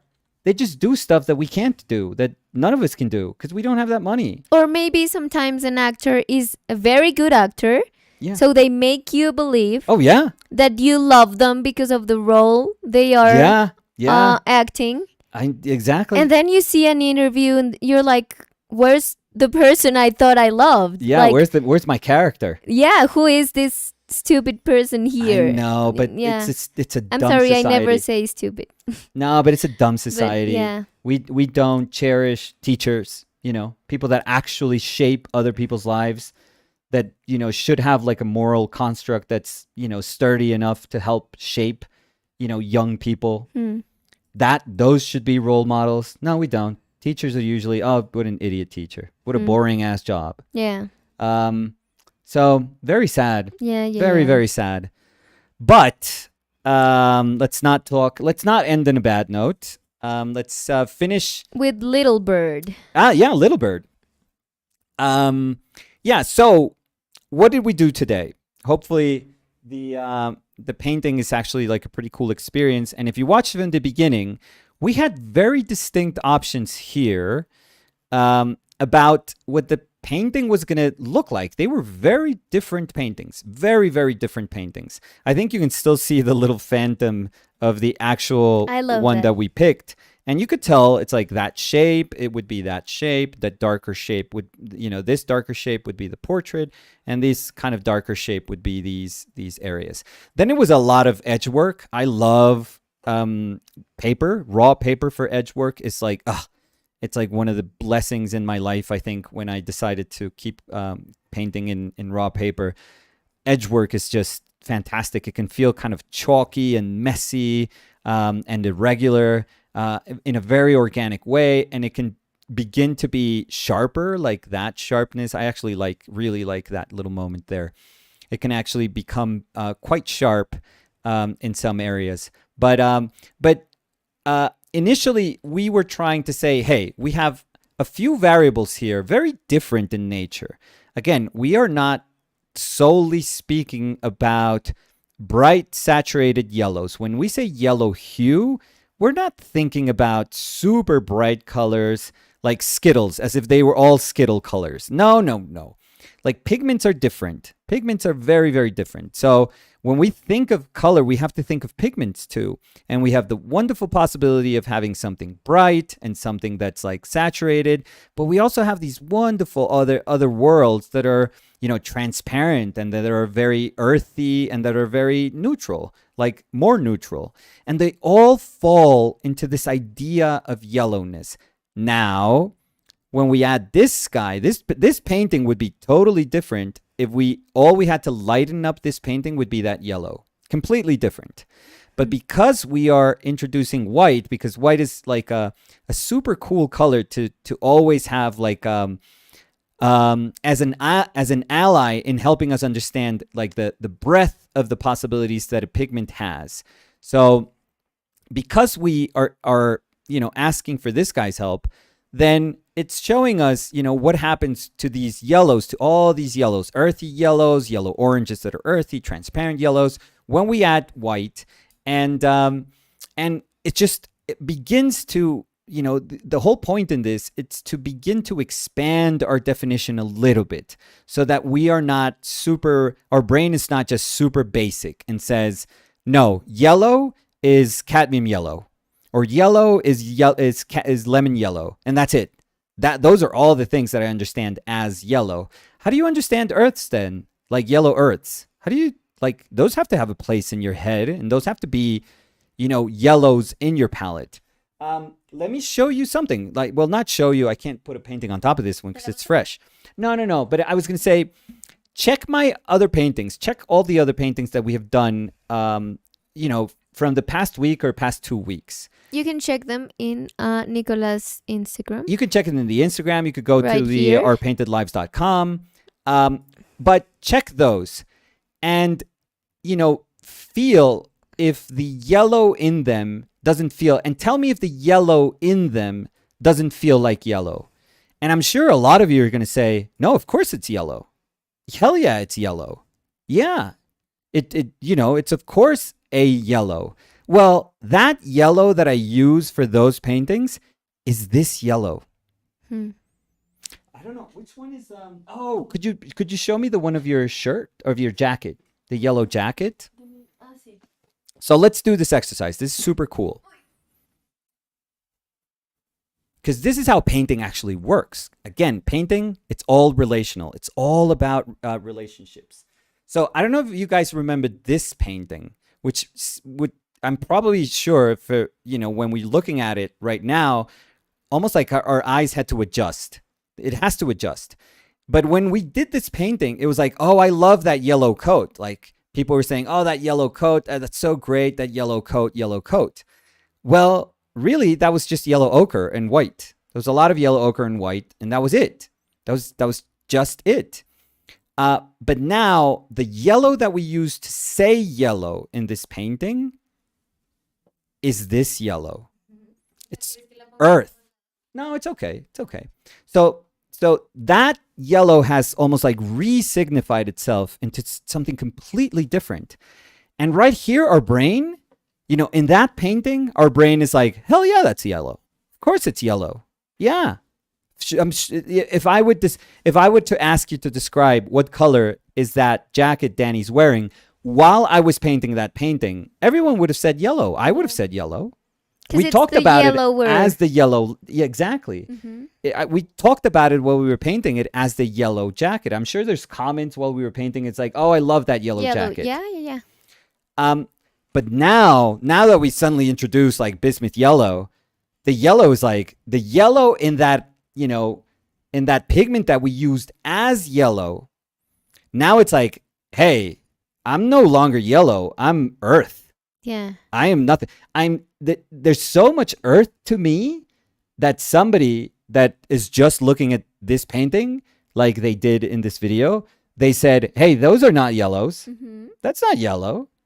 That's not a definition of yellow. What are you talking about? Of course not. Because your brain think it's something's yellower. Exactly. So the yellow ochre lose its yellow? Yeah, it's yellowness. Yeah. So now that we have this big ass mass to compare it with, we go like, oh my God, that yellow is so far from that bismuth yellow, from that the saturation and the brightness that bismuth yellow has, that it's almost like, how was I thinking that the other thing was yellow? Mm-hmm. Oh, you're thinking that the other thing was yellow because of painting. Mm-hmm. Because that's how painting works. That's the beautiful thing about painting. You can make that, earthy thing here feel like the nicest of yellows. And that's why it's also super important what you always say about not only the color you're putting, but the relationship with everything that's around. Everything. Because that's how painting works. Yeah. I mean, in this painting, we understand this yellow as yellow, super yellow, the bismuth yellow. Yeah. Exactly. But in the other one, I mean, the all the comparisons we could do, it was the yellower. Yeah, pigment. your brain is saying. So your brain is, okay, this is yellow. But now it's like, oh, there's something yellower than that yellow. Exactly. So it's always about relationships. Exactly. In that other painting, our brain was saying, okay, I'm guessing because this is yellower than the rest, we're going to understand it as yellow. We're going to totally understand it as yellow. Nothing else is coming close to that hue. So we're going to say that is yellow. In this painting, that's 100% yellow. And exactly what you said, Danny. Now that's like, a new challenger comes along and says, oh, you think that was yellow? This is yellow. Yeah. And guess what? If we paint with like spray paint, like one of those neon ass yellows, if we painted with that yellow on top of this yellow is going to look dead. Exactly. It's going to look dead. It's going to look like corn, like if you let corn sit out for like a year and it vomits. I don't know. I don't know where I'm going with that.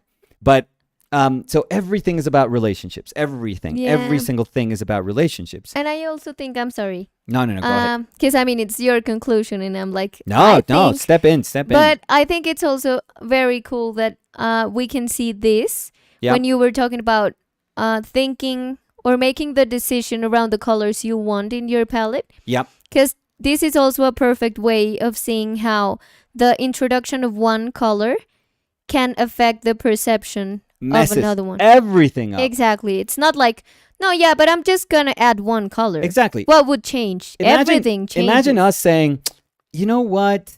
I don't think that other painting that has the yellow coat, I don't think it's yellow enough.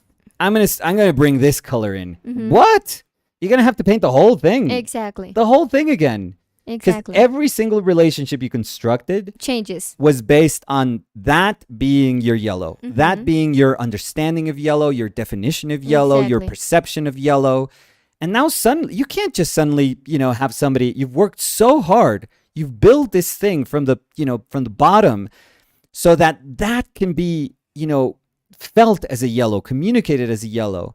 You can't just, right before you get to the top of that building, you can't just say, let's introduce a little more saturation to this. Yeah, it's like if you're in the middle of the painting, I mean, if you just have one side of the painting and you're like, I wanted it to be a little bit more punchier, let's say. So I'm going to add bismuth yellow. Yeah. You would have to change all the painting as guess you were what? saying. You better start again. Yeah. You better be ready to start your whole painting again because that's not how painting works. I mean, painting could be anything. Nowadays, painting can be anything. But the core of painting has remained the same for centuries. The core, like the foundation of painting. And what painting taught us, even from from its most humble beginnings, is that we don't understand things individually. We can't. To take the biggest advantage out of everything that's in here, we have to understand them in tandem with everything else. Everything else. We have to train our brain to see relationships, which is very tough. Very, very tough. That is probably the hardest thing in painting. But that's where we start. So today, good lesson in understanding that I could concentrate in a single hue that, I could use my raw sienna tomorrow as a yellow, which is far grayer than yellow ochre. And it would feel super yellow. If you give me a chance, I can make it feel like yellow for sure. Now, when you put it right next to this one, of course, this is going to be like, if I tell even like a kid, show me the painting that has yellow, 100 out of 100 kids are going to point to this one for sure. But that's not how we work. That's why we have to train the painting brain. Like, that's why we have to look at things differently. We have to learn how to see things differently and how to interpret them differently here in our palette. So hopefully this was kind of cool today. I didn't think about comparing it with the other painting, but I think it's super useful to do it. A very good closure for today's session, I think. So anyways. Thank you, everyone. Yes. For being here. Yes. Thank you, everyone, for being yesterday also in our visual correspondence. Yeah. I'm always super happy to read all the nice things you always say. People are very nice, but you did, well-deserved because you did a kick-ass sculpture. Oh, thank you. Yeah, I thought it was fantastic. Thank you. Today I uploaded the detail a little bit. So gorgeous. Even better. So, thank you everyone for being here. And remember, tomorrow we'll be here. Yep. At what time? We About don't this know. time, I feel. No, it's okay. What? Well, I have to start. We don't know. So ring the bell. Okay. Yeah. I mean, regardless of if I said, no, around the same time we started today, best bet is to just, press that bell. Press that little bell icon that you see in our video, and you'll get notified when we are going live. So we'll see you